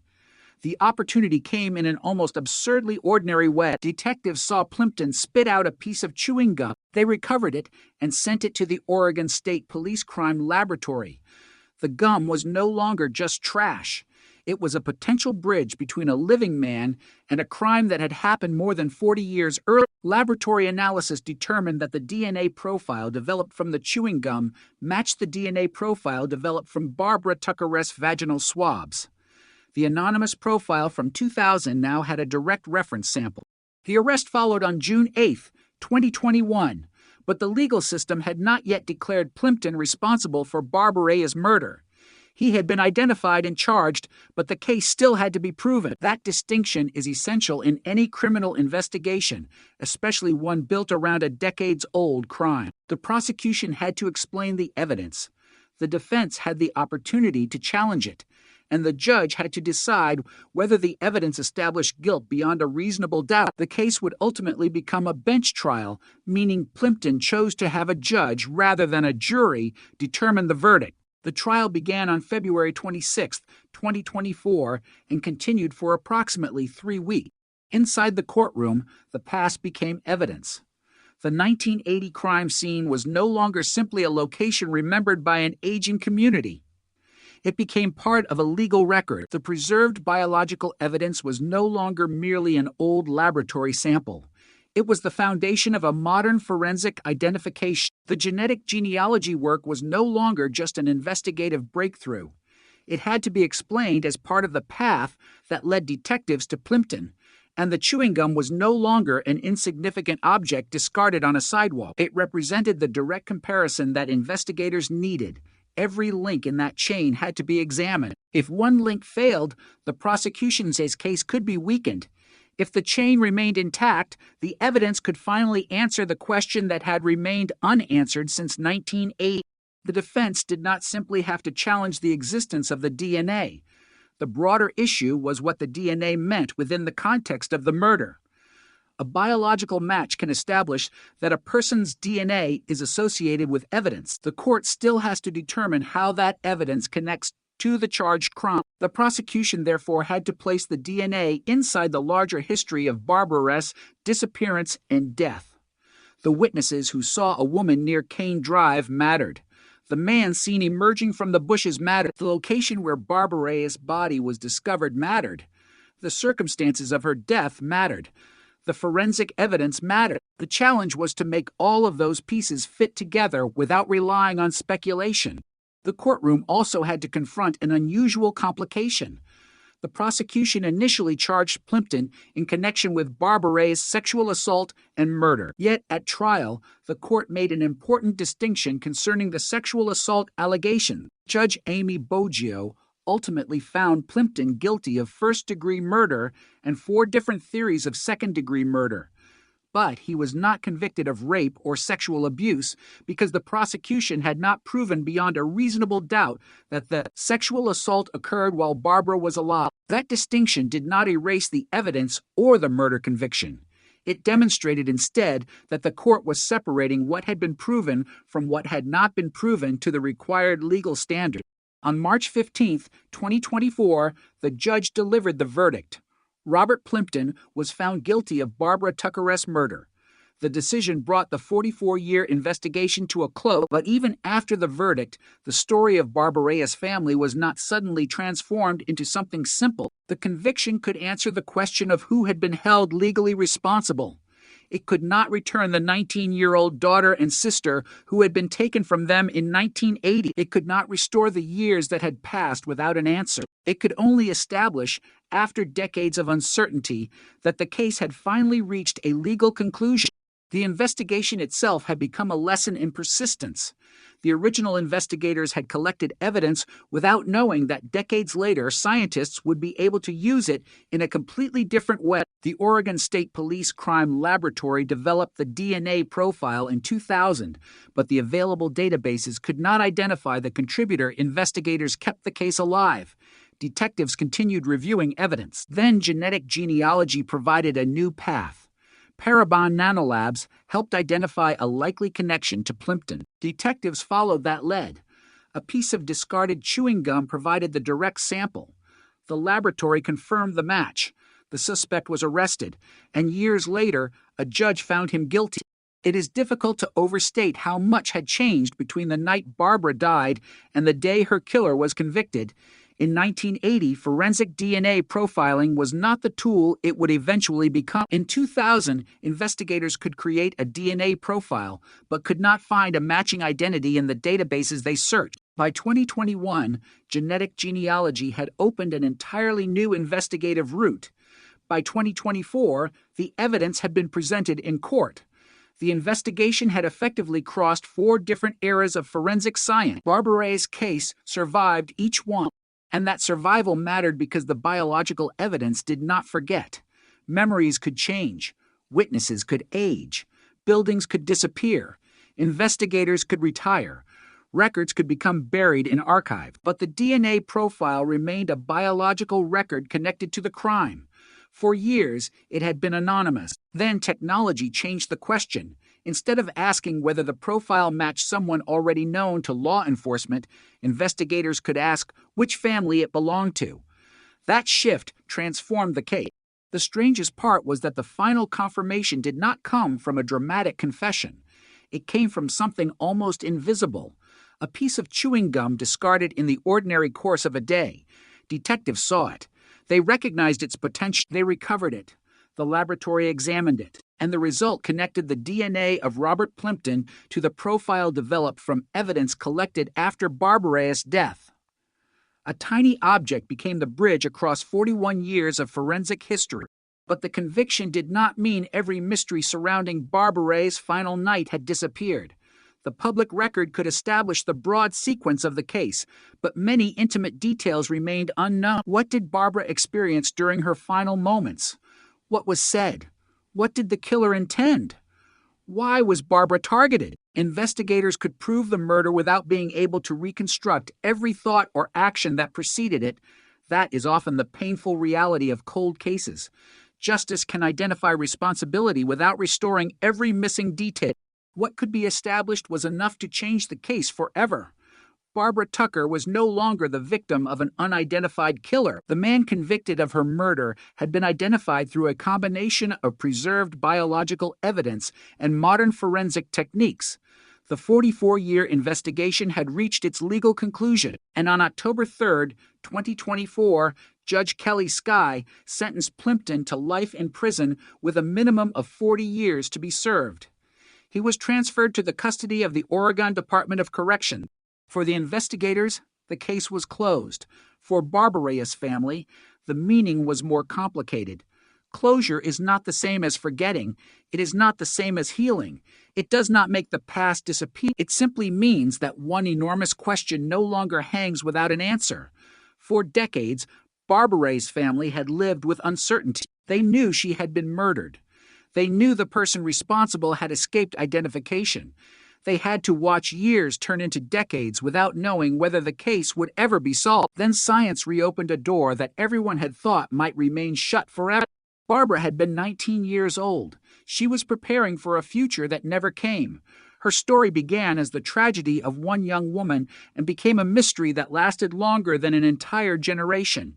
Yet the evidence remained. The DNA remained, and eventually someone looked at that old evidence with new technology and realized that the killer had not completely disappeared. A biological trace had survived him. 44 years after Barbara Tucker was murdered, the past finally caught up with the person convicted of killing her. The road to that moment was not simple. It was not one clue. It was not one detective. It was not one laboratory test. It was a chain, a preserved sample, a DNA profile, a genealogy analysis, a name, surveillance, a piece of gum, a laboratory comparison, an arrest, a trial, a verdict, a sentence. And at the center of every step was the same 19-year-old woman whose life had ended near a college parking lot in January 1980. Her name was Barbara May Tucker. For decades, her murder was one of Gresham's oldest cold cases. Then the science changed. The evidence spoke. And after 44 years of silence, the investigation finally had an answer. By the time Robert Plimpton's name appeared in the investigation, Barbara Tucker had been dead for more than 4 decades, and the case had become something that seemed almost impossible to explain. The evidence existed. The DNA existed. Witnesses had come forward. Investigators had worked the file across generations, yet the identity of the person responsible had remained out of reach. That changed in 2021, but the breakthrough itself raised a deeper question. How could investigators prove that a man identified 41 years after the murder was truly connected to what happened on that January night? The answer would come from a chain of evidence that began with Barbara Reyes' body, moved through a laboratory, passed into the world of genetic genealogy, and finally returned to a piece of chewing gum discarded on an ordinary day in Troutdale. The sequence sounds almost unbelievable, but official records document each major step. In 2000, Oregon State police scientists developed a DNA profile from vaginal swabs collected during Barbara Ray's autopsy. The profile was compared against databases available at the time, but no match was found. The case remained open. Then, decades later, the profile was submitted for genetic genealogy testing, and investigators received a lead pointing toward Robert Plimpton. Detectives located him, watched him, and eventually obtained DNA from gum he discarded. The Oregon State Police Crime Laboratory determined that the resulting profile matched the DNA from Barbara Ray's preserved evidence. On June 8, 2021, Plimpton was arrested. But before the arrest could become a conviction, prosecutors had to bring the story back to the beginning. They had to take the court to January 15, 1980, to the evening when Barbara was expected to attend a night class at Mount Hood Community College. She was 19 years old. She was a sophomore studying business. Her life was still moving forward in the ordinary way that young lives do, filled with classes, plans, friendships, and expectations about what might come next. There was nothing about that evening that suggested it would become the final night of her life. Then, somewhere near the edge of campus, the ordinary disappeared. Witnesses later reported seeing a young woman near Northeast Kane Drive. Some accounts described her as waving toward passing traffic. Another witness saw a man emerge from nearby bushes and led her back toward campus. The scene was confusing. It did not immediately register as a life or death emergency. People passing through the area had only seconds to interpret what they were seeing. No one watching could have known that those fleeting moments would later become pieces of one of Gresham's oldest homicide investigations. The following morning changed everything. Students arriving for class discovered Barbara Ray's body in a wooded area between Kane Road and a school parking lot. The discovery turned a missing student into the victim of a homicide. Investigators determined that she had been beaten to death and that sexual assault evidence had been recovered. The campus became a crime scene. Questions multiplied immediately. Who had taken Barbara into the wooded area? Who had been with her? Why had nobody been able to stop what was happening? And most importantly, who had killed her? Investigators began working through the evidence, but the tools available in 1980 were dramatically different from those available decades later. Modern forensic DNA profiling had not yet become the investigative force it would eventually become. The case therefore depended on traditional police work and whatever physical evidence could be preserved for future examination. The investigators did not know that one of the most important pieces of evidence would remain silent for years before science finally learned how to interpret it. The murder did not vanish from the records. The case remained open, moving through different investigators as the years passed. Detective Aaron Turnage was assigned the case in 2015, while criminalist Deanna Grossi continued examining the physical evidence and researching advances in forensic investigative technique. This was important because cold cases often survive only when someone refuses to treat them as finished stories. A case can become old without becoming irrelevant. Evidence collected decades earlier can suddenly become valuable when a new technology emerges. That was precisely what happened with Barbara Ray's DNA profile. The evidence had already been tested in 2000, but the result had not identified anyone. It was a profile without a name. Investigators could compare it with databases, but the databases did not contain the person they were searching for. The trail seemed to stop there. Then genetic genealogy changed the rules. Instead of asking whether the unknown DNA matched a person already known to investigators, scientists could examine genetic relationships and use relatives to work backward through family trees. In 2021, the DNA profile from Barbara Ray's case was sent to Parabon Nanolabs for genetic genealogy analysis. The resulting investigation identified Robert Plimpton as a likely contributor. Suddenly, the 40-year-old case had something it had not possessed for decades, a name. But investigators understood the difference between an investigative lead and courtroom evidence. Genetic genealogy could point them towards someone. It could not, by itself, eliminate every question. Detectives still needed a direct comparison. They needed Plimpton's DNA. They found him living in Troutdale. And then they watched. Surveillance is rarely cinematic in the way movies portray it. There are no dramatic car chases. There may be hours of waiting, watching, and recording ordinary movements. Investigators had one objective: obtain a biological sample without alerting their suspect to what they were doing. Eventually, they saw Plimpton spit a piece of chewing gum onto the ground. The gum was recovered and sent for laboratory testing.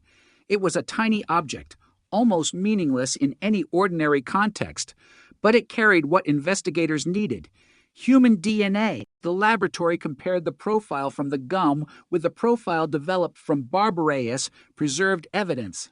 The profiles matched. The anonymous genetic profile that had existed since 2000 now had a direct reference. The person identified through genealogy had been connected through laboratory testing to the DNA recovered in Barbara Tucker's case. On June 8, 2021, Plimpton was arrested. The oldest unsolved homicide in Gresham's cold case files had suddenly become an active prosecution. Yet the arrest did not erase the questions that had accumulated over 40 years. Prosecutors had to prove what happened. They had to explain the evidence. They had to address the passage of time. And they had to deal with witnesses whose memories came from 1980. The defense would have an opportunity to challenge the state's case, including the significance of the DNA and the eyewitness account. The courtroom would therefore become a meeting point between two very different worlds: the world of 1980, where the murder occurred, and the world of 2024, where modern forensic science was being used to explain it.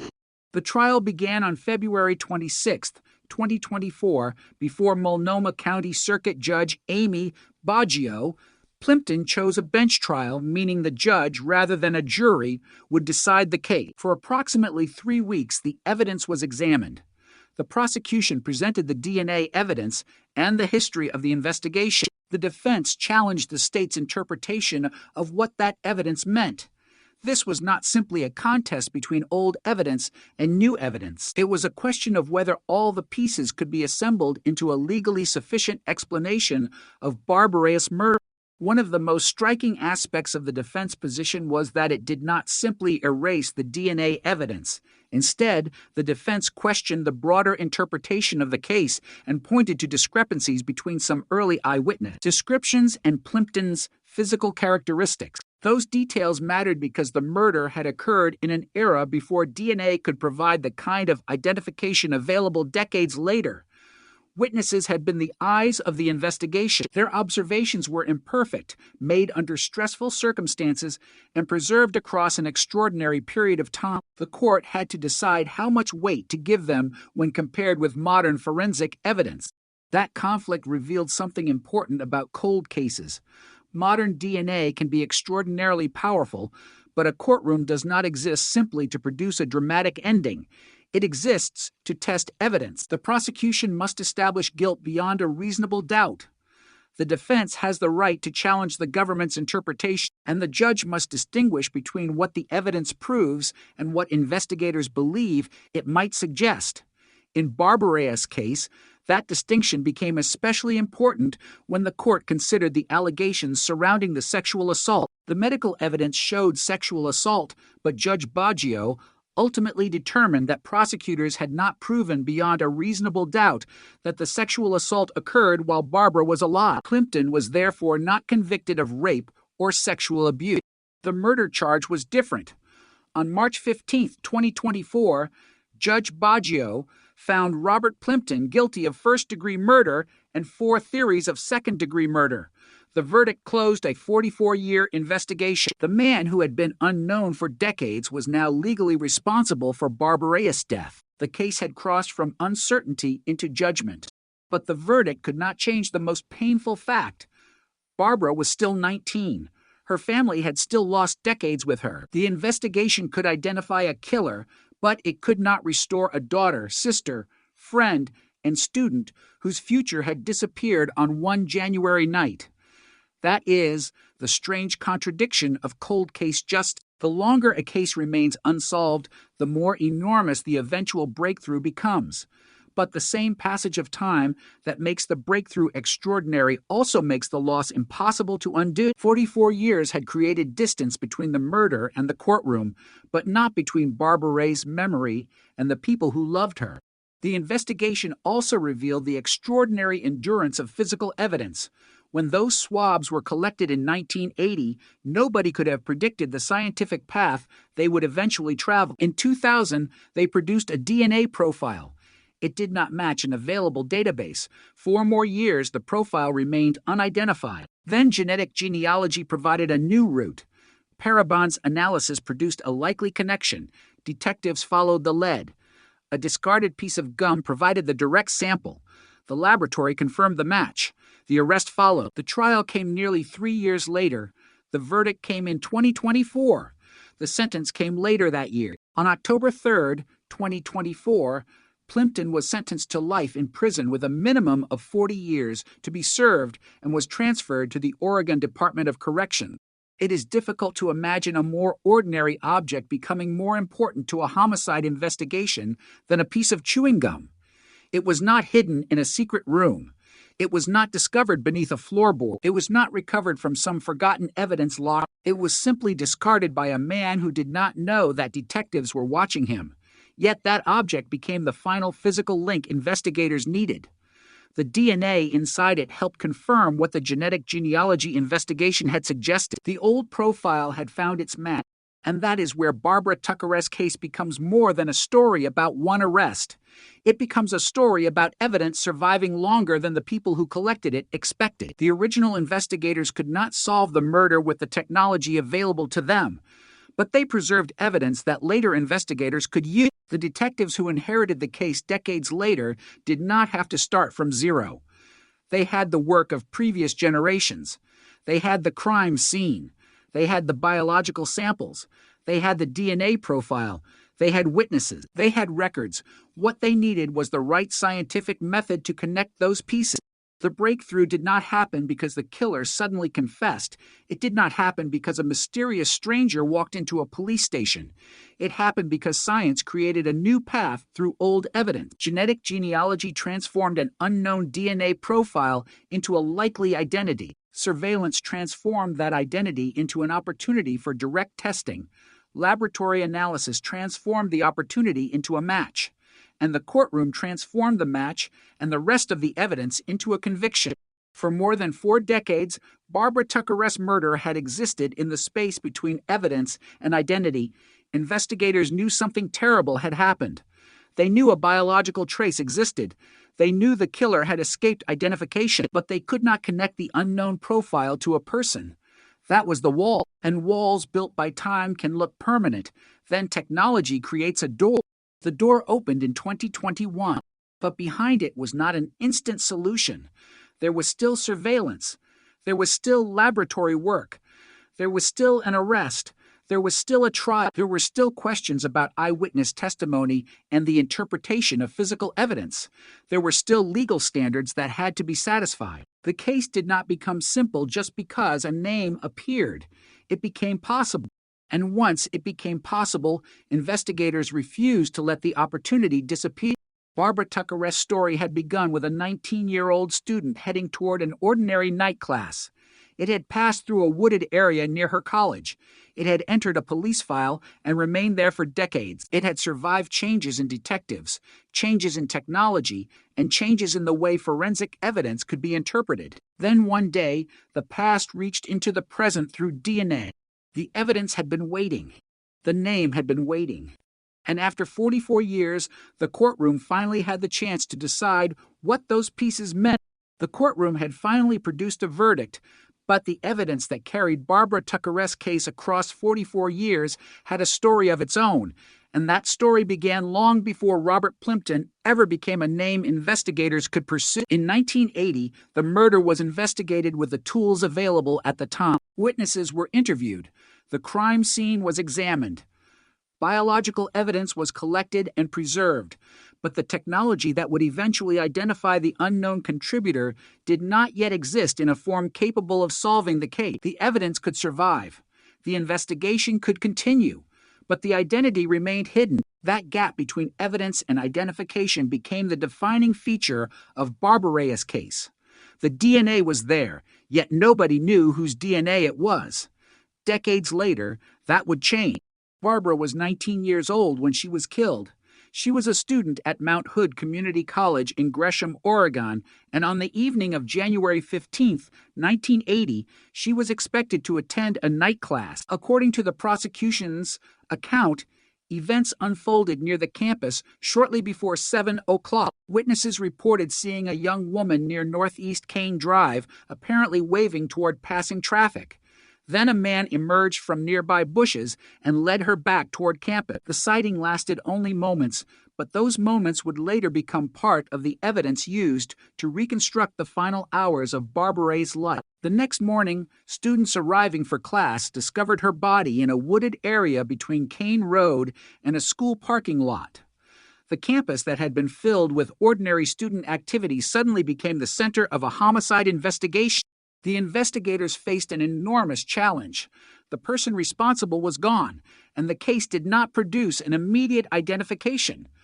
Barbara Ray's family was left with questions that had no answer. The crime was shocking to the community, but shock eventually fades from headlines. The police file remained. Investigators changed. Years became decades, yet the case never completely disappeared. The evidence remained preserved, and that decision would eventually prove decisive. In 2000, vaginal swabs collected during Barbara Ray's autopsy were submitted to the Oregon State Police Crime Laboratory. Scientists were able to develop a DNA profile from those samples. It was a major forensic development, but it did not solve the murder. The profile was compared with databases available at the time, and no match was found. The DNA had become a fingerprint without a name. That result could have been the end of the road. Instead, the case remained open.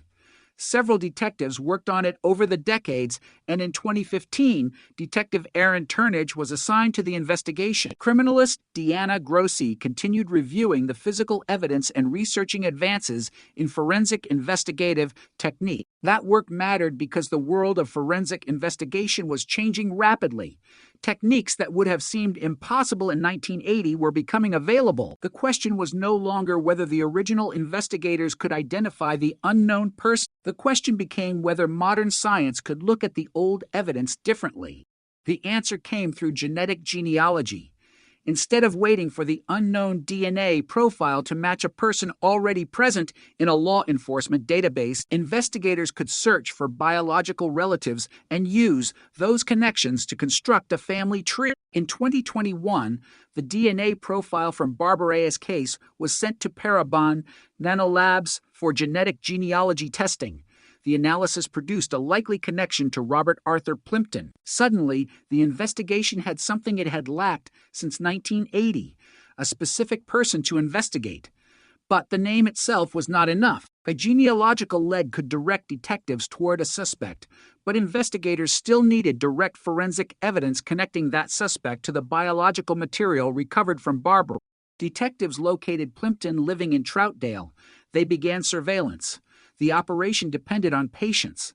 They needed an uncontaminated reference sample that could be compared with the DNA profile already associated with Barbara Ray's case. Then they saw him discard something almost meaningless, a piece of chewing gum.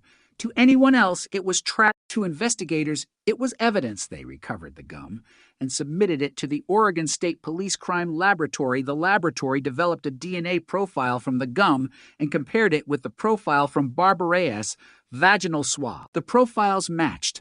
The genetic genealogy lead had now been followed by a direct DNA comparison. The unidentified biological evidence from Barbara Ray's body had been connected to Plimpton.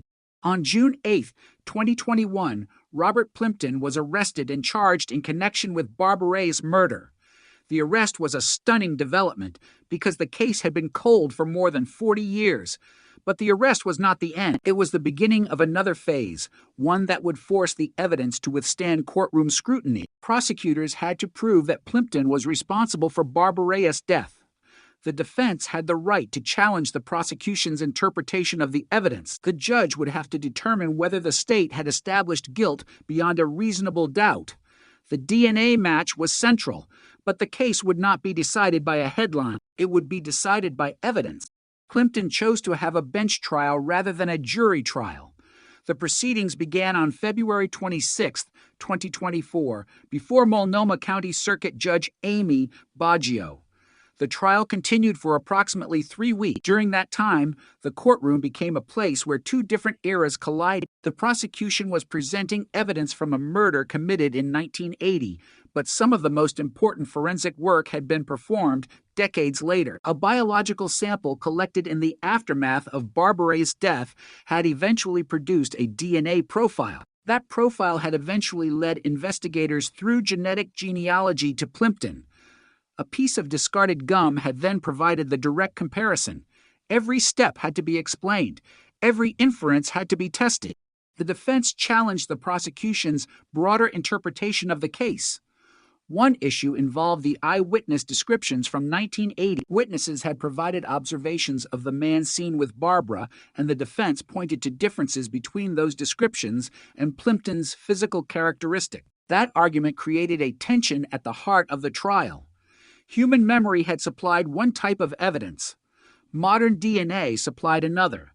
The court had to decide how those pieces fit together. The defense also challenged the prosecution's interpretation of the sexual encounter, while the state relied heavily on the biological evidence and the circumstances surrounding Barbara Ray's death.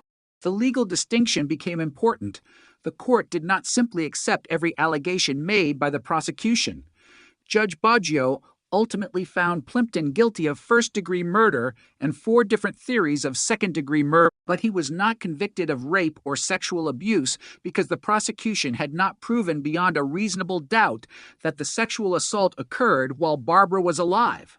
That decision illustrates the precision required in a criminal trial. The court could conclude that the evidence established murder while finding that another specific allegation had not been proven to the necessary standard. On March 15, 2024, the verdict was delivered. 44 years after Barbara Tucker's death, Robert Plimpton was found guilty of her murder. The cold case that had remained unresolved through multiple generations of investigators had finally reached a legal conclusion. The DNA evidence had survived. The old profile had survived. The investigation had survived. And the evidence eventually connected a name to the biological material preserved from the crime. But a conviction could never restore the life that had been taken. Barbara had been 19. Her family had spent decades carrying the unanswered question. People who had known her had grown older while Barbara remained forever 19 in their memories. The mother who had once waited for answers did not live to see the eventual conviction. The case had consumed years that could never be returned. Justice had finally arrived, but it arrived after an extraordinary delay. The sentence came later. On October 3, 2024, Judge Kelly Skye sentenced Plimpton to life in prison with a minimum of 40 years to be served. He was transferred to the custody of the Oregon Department of Correction. The legal consequences of the murder were finally established. The man convicted of killing Barbara would spend the remainder of his life under the control of the prison system, subject to the sentence imposed by the court. Yet the most haunting part of Barbara Tucker's case is not simply the number of years. It is the way the evidence crossed time. Imagine the biological sample collected in 1980. Investigators could not yet turn it into the kind of identification they would later obtain. 20 years passed. In 2000, scientists developed a DNA profile, still no name. More years passed. Investigators kept the case open. In 2015, a new detective took responsibility for it. Then genetic genealogy appeared. The unknown profile suddenly contained a path toward a family. That path led to Robert Plimpton. Surveillance followed, then the chewing gum, then the laboratory, then the arrest, then the courtroom. Each step depended on the one before it. If the evidence had not been preserved, there would have been no DNA profile. If there had been no profile, genetic genealogy could not have been attempted. If investigators had not followed the genealogy lead, Plimpton might never have come under surveillance. If detectives had not recovered the discarded gum, there would have been no direct reference sample from that surveillance operation. And without the laboratory comparison, the genealogical lead would have remained only a lead. The solution was therefore not a single miracle. It was a chain built over decades. That chain also reveals why some cold cases refuse to die. Evidence can wait. Technology changes. Investigators change. Databases expand. Scientific methods improved. A sample that once produced nothing more than an anonymous profile can later become the key to identifying a person. Barbara Ray's case demonstrates that the absence of an immediate match does not necessarily mean the evidence has failed. Sometimes it means the world has not yet developed the right question to ask. For years, the question was simple: whose DNA is this? The answer was impossible to obtain with the tools available at the time. Then the question changed. Instead of asking only for a direct identity, investigators could ask about relationships. Who might share this genetic material? What family connections could be reconstructed? Which people fit the emerging pattern? That shift opened a path that had not existed when Barbara was murdered. The DNA itself had not changed. The science had. And once that door opened, the investigation moved quickly. The most extraordinary moment may have been the simplest: detectives watching a man walk through his ordinary life. He had no reason to believe that the case from 1980 had reached him. He discarded a piece of gum. The detectives collected it. Somewhere inside that small piece of ordinary waste was the genetic information they needed. The laboratory comparison transformed it from trash into evidence. That is the strange rhythm of a cold case. The breakthrough does not always look like a breakthrough when it happens. A scientist opens an old evidence package. A detective searches a database. A genealogist notices a relationship. An investigator watches someone throw something away. A laboratory technician runs a test. None of these moments necessarily feels historic, but when they are connected, decades of uncertainty can collapse in a matter of months. Barbara Ray's murder had once seemed trapped in 1980. It was not. The evidence had traveled silently through time, waiting for the technology capable of revealing what it contained. And when that technology arrived, the case began moving again. The final verdict did not answer every question surrounding Barbara Ray's last night. It did not recreate the missing minutes.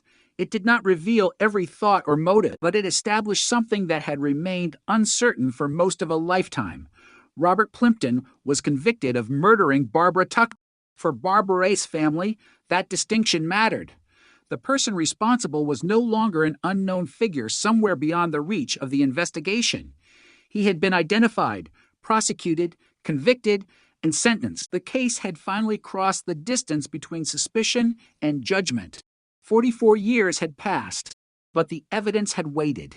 And when investigators finally found the path through it, Barbara Tucker's name was no longer attached only to an unsolved murder. It became attached to one of the most remarkable examples of how preserved DNA, genetic genealogy, traditional detective work, and modern forensic science can combine to reopen a case that once seemed destined to remain unanswered. For more than 4 decades, the name Robert Plimpton had no place in the official story of Barbara Tucker's murder. He was not the answer investigators had been searching for. He was simply another person living his life while the case remained buried in an old police file. But by 2021, the investigation had reached a moment that would have been unimaginable when Barbara was killed. The DNA preserved from the original investigation had finally become useful in a completely new way. A genealogist working with Parabon Nanolabs identified Plimpton as a likely contributor to the unknown profile developed from evidence collected from Barbara. That did not end the investigation. It transformed it. Detectives now had somewhere to look, someone to watch, and one question that had remained unanswered since 1980. Would the DNA of the man they were following actually match the biological evidence preserved from Barbara Ray's body? The surveillance operation was quiet. There was no dramatic confrontation. Detectives located Plimpton living in Troutdale and began observing him. They needed a reference sample, and they needed to obtain it without relying on assumption. The investigators had spent decades trying to identify an unknown contributor. Now they had a possible name, but they needed science to confirm it. Then came the moment that would become one of the most unusual details in the entire case. Detectives saw Plimpton spit a piece of chewing gum onto the ground. They recovered it. The object was ordinary, almost worthless in any other circumstance. But inside that discarded piece of gum was biological material that could potentially answer the question the investigation had been asking for 40 years. The gum was submitted to the Oregon State Police Crime Laboratory. Scientists developed a DNA profile from it. They compared that profile with the DNA profile developed from the vaginal swabs collected during Barbara Ray's autopsy. The profiles matched. The significance of that match was enormous. Genetic genealogy had pointed investigators toward Plimpton, but the laboratory comparison provided the direct forensic connection they needed. The unknown DNA profile from Barbara Ray's case was no longer anonymous. Investigators had a matching reference sample from Plimpton. The technology had not created new evidence at the crime scene. It had unlocked evidence that had been preserved for decades. The swabs had existed since 1980. The DNA profile had existed since 2000. The breakthrough came because investigators in 2021 had access to tools that investigators in 1980 simply did not have. The case had not been empty. It had been waiting. On June 8, 2021, Robert Plimpton was taken into custody. The oldest cold case in Gresham was suddenly active again. The arrest was not based on a confession or a chance encounter. It followed a forensic trail that stretched from the original autopsy through the Oregon State Police Crime Laboratory into genetic genealogy through surveillance and finally to the discarded chewing gum. Yet an arrest was only the beginning. A prosecutor could not simply tell a judge that the DNA matched and expect the case to end there. The state had to establish guilt beyond a reasonable doubt. The defense would have the opportunity to challenge the evidence and the interpretation of the events surrounding Barbara Ray's death. The passage of time created another challenge. The crime had occurred in January 1980. By the time Plimpton was arrested, more than 40 years had passed. Memories were decades old. People had aged. Some witnesses were no longer alive. The world surrounding Mount Hood Community College had changed, but the central physical evidence had survived. That distinction would become critical. Human recollection can fade. Biological evidence can remain. In Barbara Ray's case, the preserved DNA became the thread connecting the 1980 crime scene to a 2021 investigation. The longer the case remained unsolved, the more remarkable that thread became. The prosecution's task was to bring all of this into a courtroom without allowing the case to become simply a story about a spectacular DNA discovery. The DNA had to be considered alongside the circumstances of Barbara Ray's disappearance and death, the witness accounts from that night, the location where her body was found, and the investigative history. The state had to explain why the evidence pointed to Plimpton and why the court should accept that conclusion. The defense, meanwhile, could challenge the reliability of the witnesses, the interpretation of the evidence, and the meaning of the DNA within the broader case. Plimpton chose a trial before a judge rather than a jury. The bench trial began on February 26, 2024, in Multnomah County Circuit Court before Judge Amy Baggio.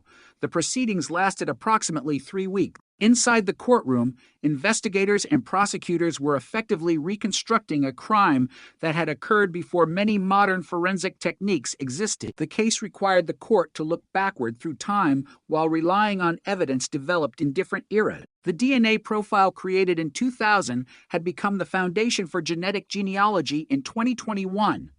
The genealogy investigation had pointed toward Plimpton. Surveillance had produced the chewing gum.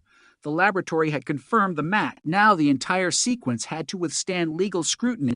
One of the most striking aspects of the trial was the tension between modern forensic evidence and memories from 1980. Witnesses had described what they saw around the time Barbara disappeared. Those observations were important because they provided a glimpse into the final moments of her life. But the defense challenged aspects of those descriptions, including differences between the physical characteristics witnesses had reported and Plimpton's appearance. That created a difficult question for the court. What should happen when eyewitness memories from 4 decades earlier appear to conflict with modern DNA evidence? The answer could not simply be that one category of evidence was automatically perfect. The judge had to examine the totality of the case and determine what had actually been proven. The defense also challenged the interpretation of the sexual assault evidence. This became an important distinction in the final verdict. The medical evidence established that Barbara had been sexually assaulted and beaten to death, But Judge Boggio ultimately concluded that prosecutors had not proven beyond a reasonable doubt that the sexual assault occurred while Barbara was alive. As a result, Plimpton was not convicted of rape or sexual abuse. The court nevertheless found sufficient evidence to convict him of murder. That distinction is important because cold case investigations can easily become simplified after a conviction. Headlines tend to compress decades of evidence into a single sentence: DNA solves murder. But the courtroom process was more precise. The DNA evidence was powerful, yet the judge still had to separate what it proved from what prosecutors alleged. The result was not a blanket acceptance of every claim. It was a legal judgment based on the evidence presented. On March 15, 2024, Judge Boggio found Robert Plimpton guilty of first-degree murder and 4 counts representing different theories of second-degree murder. The decision ended a 44-year investigation. Barbara Tucker-Ress killer had finally been identified and convicted. The case that began with a 19-year-old college student failing to make it to class had crossed 4 decades before reaching its conclusion in a courtroom. But there was something almost haunting about the way the investigation had finally succeeded. The crucial biological evidence had not been newly discovered. It had been sitting in the evidence record for years. The Oregon State Police Crime Laboratory had already developed a DNA profile from Barbara Reyes' autopsy swabs in 2000. Investigators had already searched the databases available at that time. Nothing matched. The profile existed, but it could not answer the central question: who did it belong to? The answer required a new scientific approach. Genetic genealogy provided that approach. It changed the investigation from a direct database search into a family-based search. Instead of asking whether the unknown profile belonged to someone already in a law enforcement database, investigators could examine genetic relationships and work toward a likely identity. The method produced the lead that brought Plimpton into focus. That was the turning point. Yet even then, investigators did not simply declare the case solved. They watched him. They waited. They obtained the discarded gum. They tested it. Only after the Oregon State Police Crime Laboratory confirmed the match did the investigation move toward arrest. That sequence demonstrates the importance of confirmation in forensic investigation. A lead is not the same as proof. A genealogy prediction is not the same as a direct DNA comparison. The detectives needed both pieces. And then there was the question of time. How had a person remained outside the reach of investigators for so long? The answer was partly technological. In 1980, the forensic tools that eventually solved the case did not exist in their modern form. Even in 2000, when the Oregon State Police Crime Laboratory developed the DNA profile, the available databases did not provide a match. The investigation was therefore trapped between having evidence and being able to identify the person connected to it. That gap lasted for years. Then technology caught up. Barbara's case became an example of how an investigation can move forward without the discovery of a traditional new witness. No one suddenly remembered seeing Plimpton. No hidden confession emerged. Instead, old evidence was subjected to new analysis. The DNA profile was sent for genetic genealogy. The resulting lead was investigated. A discarded object provided a reference sample. Laboratory testing confirmed the match. The breakthrough was almost invisible when it happened. A piece of gum on the ground. A detective watching. A laboratory test. A result. And suddenly, 40 years of uncertainty had a direction. For Barbara's family, however, the word closure could never fully capture what the verdict meant. A conviction could answer one question, but it could not restore the decades stolen from them. Barbara had been 19 when she died. She never reached adulthood beyond that age. Her family continued living while she remained frozen in the memories of those who knew her. The case remained part of their lives, even when there were no new developments to report. When Plimpton was convicted, the family finally received the answer that had seemed impossible for so long. Officials described the verdict as bringing long-awaited closure to Barbara's family and the broader community. But closure does not mean forgetting. It means the uncertainty has ended. The question that had haunted investigators and relatives for decades finally had a legal answer. The story did not end with the verdict. On October 3, 2024, Judge Kelly Skye sentenced Plimpton to life in prison with a minimum of 40 years to be served. He was transferred to the custody of the Oregon Department of Corrections. The legal process had reached its final major stage. The man convicted of Barbaret's murder would now spend the remainder of his sentence under state custody. Yet even after sentencing, one image remains at the center of the entire investigation: Barbaret's DNA, preserved from a crime that had happened in 1980, finally finding its way to the man convicted of killing her. That biological evidence had outlived the technology of the era in which it was collected. It had survived the changing faces of investigators. It had survived decades of silence. And when science advanced far enough, it became the starting point for a new investigation. The case also illustrates why cold cases are so difficult to understand from the outside. To the public, an unsolved murder can look like an abandoned mystery. Inside the police department, it may be something different: a file waiting for the right evidence, the right technology, or the right person to return to it. Barbaret's case was assigned to several detectives over the decades. In 2015, Detective Aaron Turnage took responsibility for it, while criminalist Deanna Grossi continued reviewing the physical evidence and researching new forensic techniques. Their work helped keep the case alive until genetic genealogy offered a new possibility. That persistence matters because the final breakthrough was built on decades of earlier work.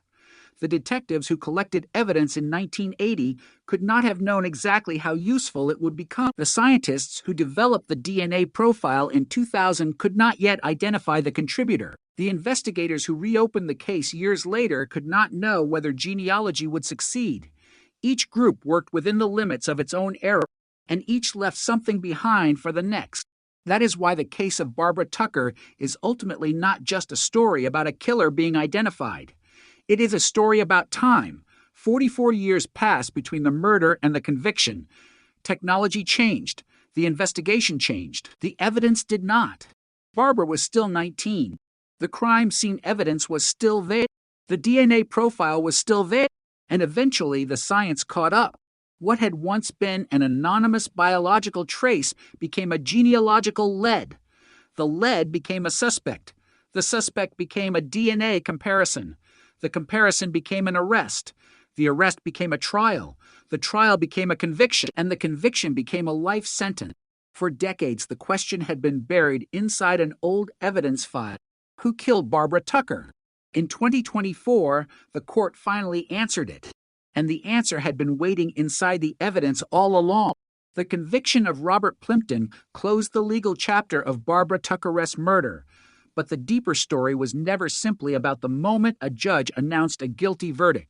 It was about what happened during the 44 years before that moment, when a young woman's death remained an unanswered question, and the evidence connected to her murder waited through generations of investigators. Barbara had been 19 years old when she was killed near Mount Hood Community College in Gresham, Oregon. On January 15, 1980, witnesses reported seeing a young woman near Northeast Kane Drive waving toward traffic before a man emerged from nearby bushes and led her back toward the campus. The next morning, students arriving for class discovered Barbaret's body in a wooded area between Kane Road and a school parking lot. Investigators determined that she had been sexually assaulted and beaten to death.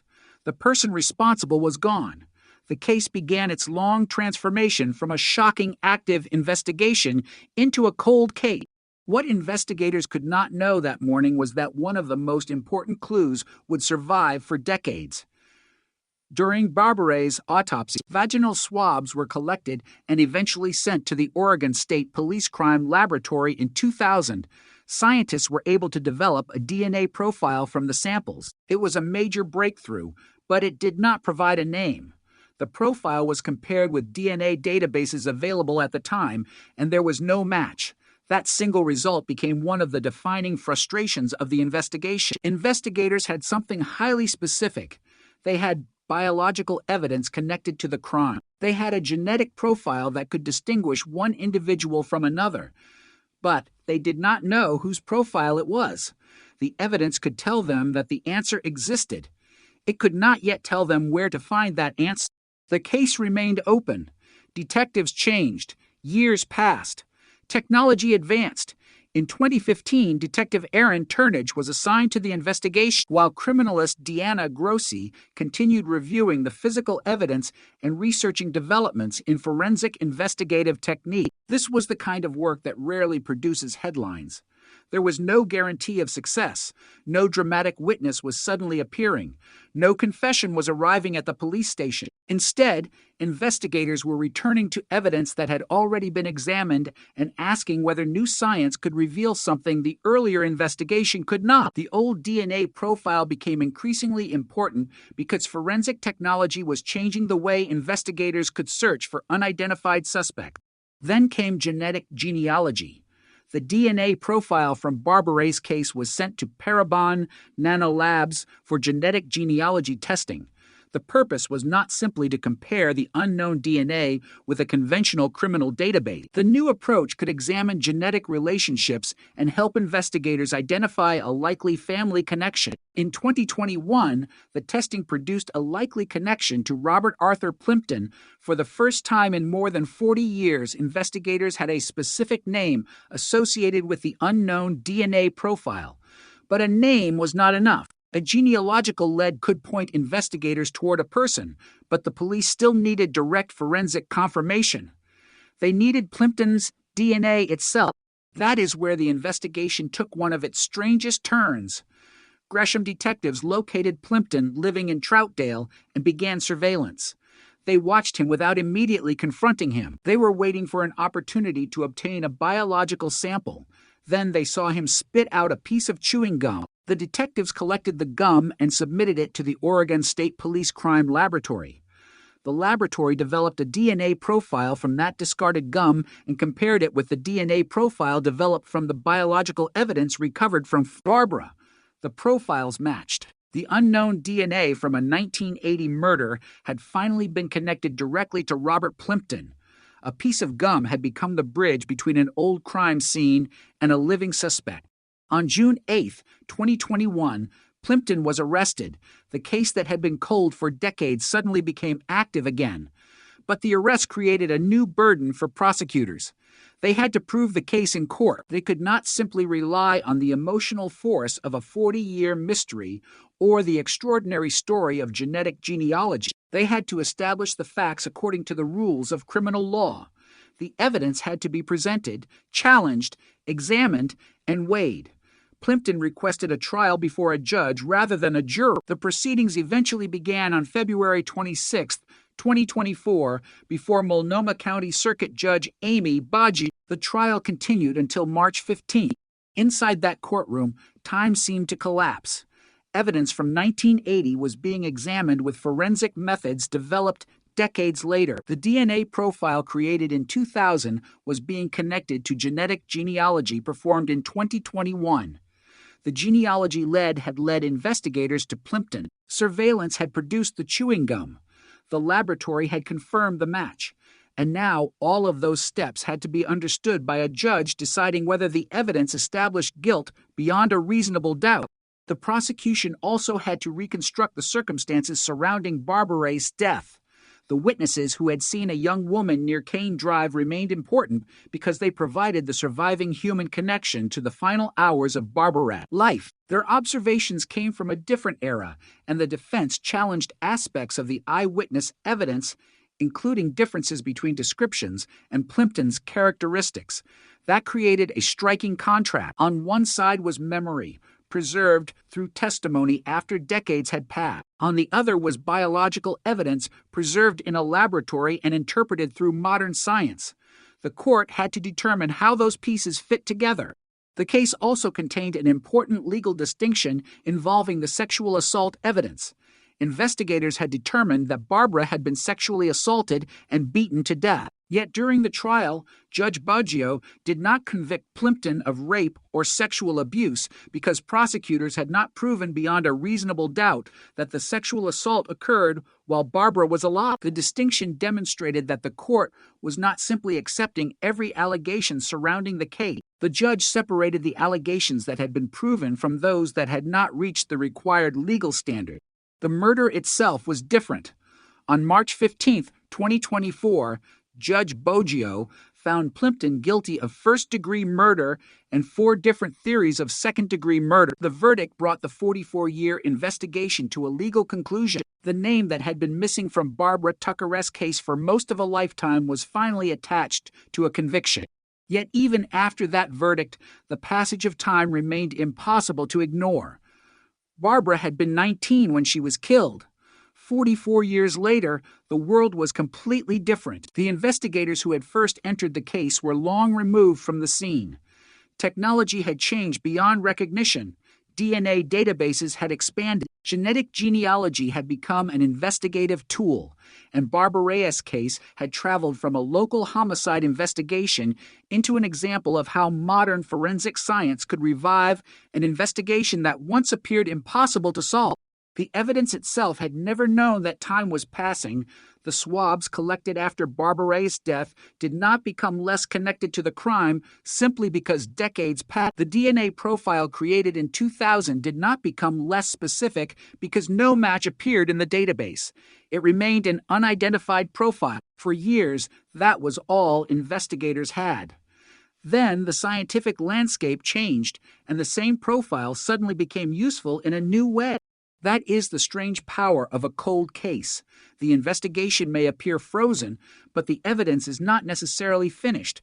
Technology can change the meaning of old evidence without changing the evidence itself. Barbara Reyes' DNA was not new in 2021. The investigators were new to a method capable of asking a different question. Instead of asking only, does this profile match someone already known to law enforcement? They could ask, what family connections are hidden inside this profile? That change in method produced the lead to Plimpton. But even then, detectives did not stop. They followed the lead. They found Plimpton. They conducted surveillance. They waited for a chance to obtain a reference sample. The chewing gum provided it. The laboratory confirmed the match. That sequence matters because it shows how many layers separated suspicion from proof. Genetic genealogy pointed toward a person. The direct DNA comparison strengthened the identification. The arrest brought the matter into court. The trial tested the evidence. The verdict established criminal responsibility. Nothing about the process was instantaneous. The public might hear that DNA solved Barbara Tucker's murder and imagine a single laboratory test suddenly revealing the killer. The reality was much slower. The evidence had to survive for decades. Scientists had to develop a profile. Investigators had to keep the case alive. Technology had to advance. Genetic genealogy had to provide a useful lead. Detectives had to locate the suspect. Surveillance had to produce a biological sample. The laboratory had to confirm the comparison. Prosecutors had to present the evidence. And finally, a judge had to determine whether the totality of the case proved murder beyond a reasonable doubt. That entire chain stretched across 44 years, and at the end of it stood a judge announcing a guilty verdict. For Barbara Reyes' family and friends, the significance was profound. The case had been part of their lives for generations. The uncertainty was not simply an investigative problem, it was a human burden. A loved one had been killed, and the person responsible had remained unidentified. The conviction could not return Barbara. It could not erase the grief, but it could remove the question that had remained unanswered for decades. The Multnomah County District Attorney's office described the verdict as bringing long-awaited closure to Barbara Reyes' family and the broad community. The final legal consequence came later that year. On October 3, 2024, Judge Kelly Skye sentenced Robert Plimpton to life in prison with a minimum of 40 years to be served. He was immediately transferred to the custody of the Oregon Department of Correction. The sentence formally ended the prosecution and established the punishment for the murder. But there is another way to understand what happened. For 44 years, Barbara Reyes' case represented the limits of what investigators could accomplish with the tools available to them. Then the limits changed. The evidence did not. The crime did not. Barbara Reyes' story did not. The technology changed. That distinction is crucial. The detectives who worked the case in 1980 could not have predicted genetic genealogy. The scientists who created the DNA profile in 2000 could not have known exactly how it would eventually be used. The investigators who reopened the case years later could not know whether the genealogy search would produce a meaningful lead, but they continued. The case was not discarded simply because the first database search failed. That persistence is what allowed the later breakthrough to happen. The case also demonstrates how a tiny detail can become enormous when placed in the right context. A piece of chewing gum has almost no meaning by itself, but when investigators know that a suspect may be connected to an unidentified DNA profile from a homicide, that same object can become crucial. The detectives who recovered the gum were not collecting random trash. They were building a direct forensic comparison. The laboratory result gave the genealogy-led something stronger, confirmation, and that confirmation changed everything. For decades, Barbara Reyes' killer had existed in the investigation as an unknown. After the DNA comparison, the unknown became a suspect. After the arrest, the suspect became a defendant. After the trial, the defendant became a convicted murderer. After sentencing, the case entered history as a solved cold case. Yet the original mystery still casts a shadow over the entire story. Barbara was 19. She should have been walking into a classroom thinking about school, friends, and the future. Instead, the final hours of her life became evidence in a case that would outlive entire careers. Her name remained in police records while investigators waited for science to catch up. 44 years is almost impossible to comprehend in the context of one murder. It is longer than many careers, longer than many marriages, long enough for children to grow up and have children of their own, long enough for technology to move from one era into another. But the investigation remained connected to the same biological evidence collected after Barbara Reyes' death. The case did not end because someone finally remembered something.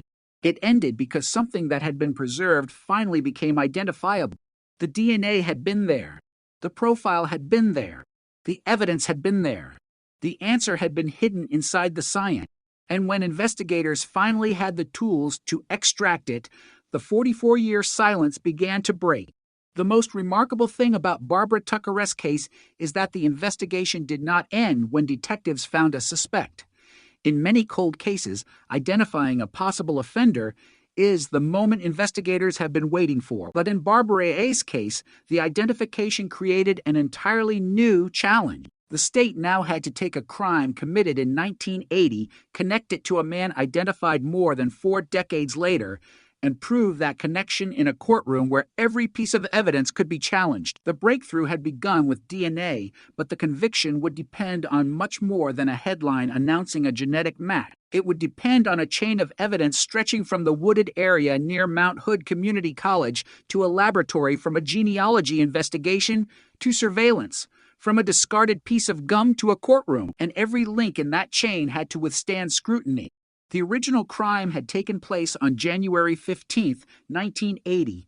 Barbara Tucker was a 19-year-old student at Mount Hood Community College. Close to 7 o'clock that evening, witnesses reported seeing a young woman waving toward traffic along Northeast Kane Drive. Then a man emerged from nearby bushes and led her toward the campus. At the time, those witnesses could not know that they were seeing fragments of the final moments of Barbara Reyes' life. The next morning, students arriving for class discovered her body in a wooded area between Kane Road and a school parking lot. Investigators determined that she had been sexually assaulted and beaten to death. The case immediately became a homicide investigation, but the person responsible remained unidentified. For investigators, the first years were dominated by the limitations of the era. Evidence could be collected, preserved, photographed, documented, and tested using the forensic methods available at the time. But the technology that would eventually transform Barbara Reyes' case was still decades away. There was no modern genetic genealogy system waiting to search an unknown profile through distant relatives. There was no massive collection of genetic databases capable of producing the kind of investigative lead that would later become possible. The case therefore depended on traditional detective work, witness accounts, physical evidence, and persistence. The file remained open while the years began to accumulate. Then, in 2000, one of the most important pieces of evidence was re-examined. Vaginal swabs collected during Barbara Reyes' autopsy were sent to the Oregon State Police Crime Laboratory. Scientists were able to develop a DNA profile from the samples. That was a major development. The investigation now had a genetic profile associated with the person who had contributed biological material, but the profile did not immediately produce an identity. Investigators compared it with DNA databases available at the time, and the search produced no match. The result was devastatingly simple. The evidence existed, the profile existed, but the name did not. The case remained open for years. Different investigators inherited the file.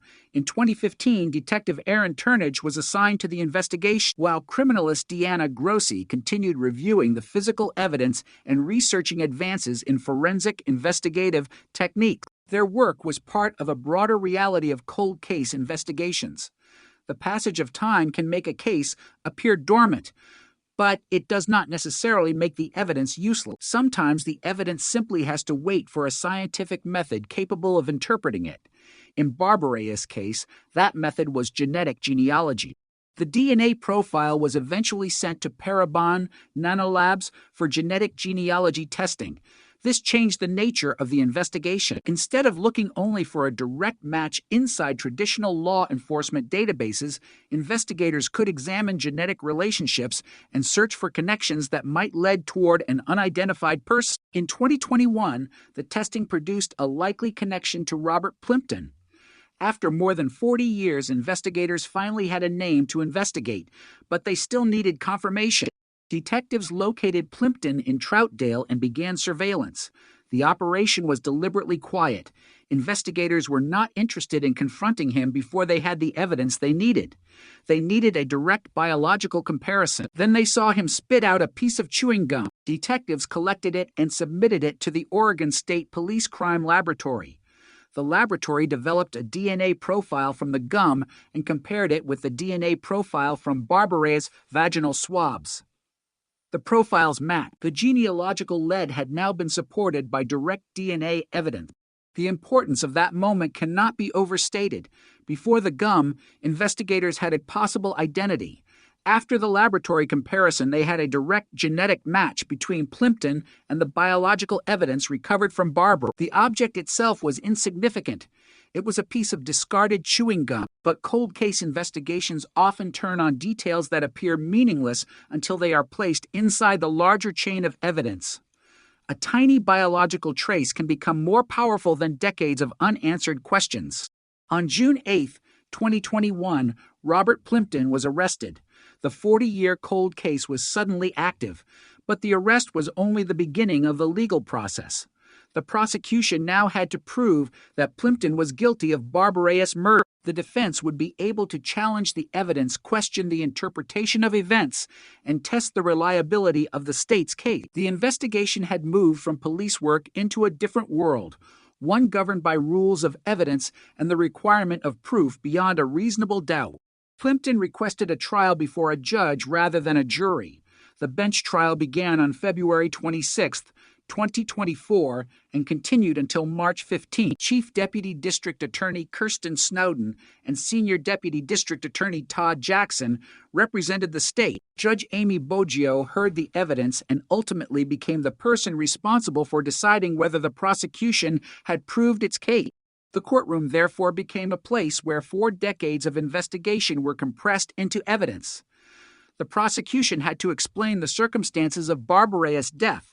It had to establish the significance of the biological material. It had to explain the DNA profile developed in 2000, the genealogy investigation conducted decades later, and the direct comparison obtained through the chewing gum. The defense was able to challenge aspects of the case, including the eyewitness evidence from 1980. Some witness descriptions did not perfectly align with Plimpton's characteristics.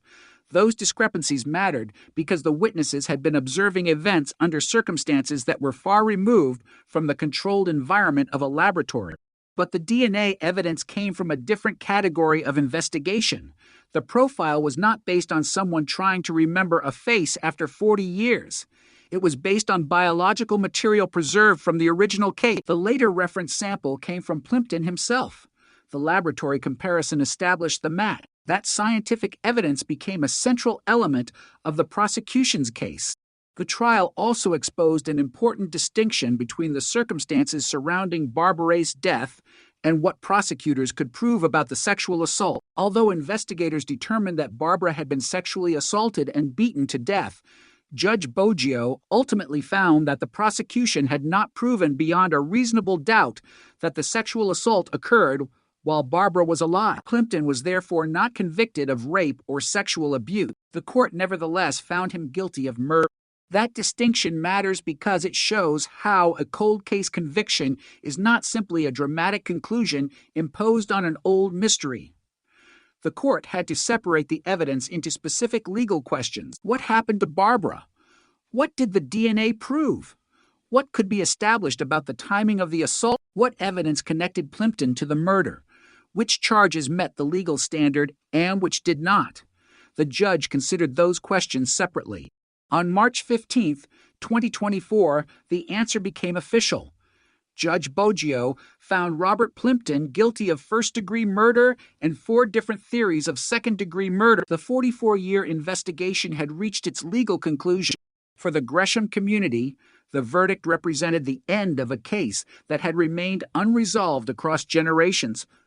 Police Chief Travis Goldberg described the murder as a source of pain, grief, and loss that had been felt for generations. He also acknowledged the challenges investigators faced, including the passage of time, budget constraints, and staffing shortages. Despite those obstacles, detectives and criminalists continued working on the case while also handling new investigations. That detail is easy to overlook. Cold cases do not exist in a vacuum. Detectives must investigate current crimes while older cases remain unresolved. Resources are limited, staff changes, priorities shift, evidence must be preserved, and sometimes years pass before someone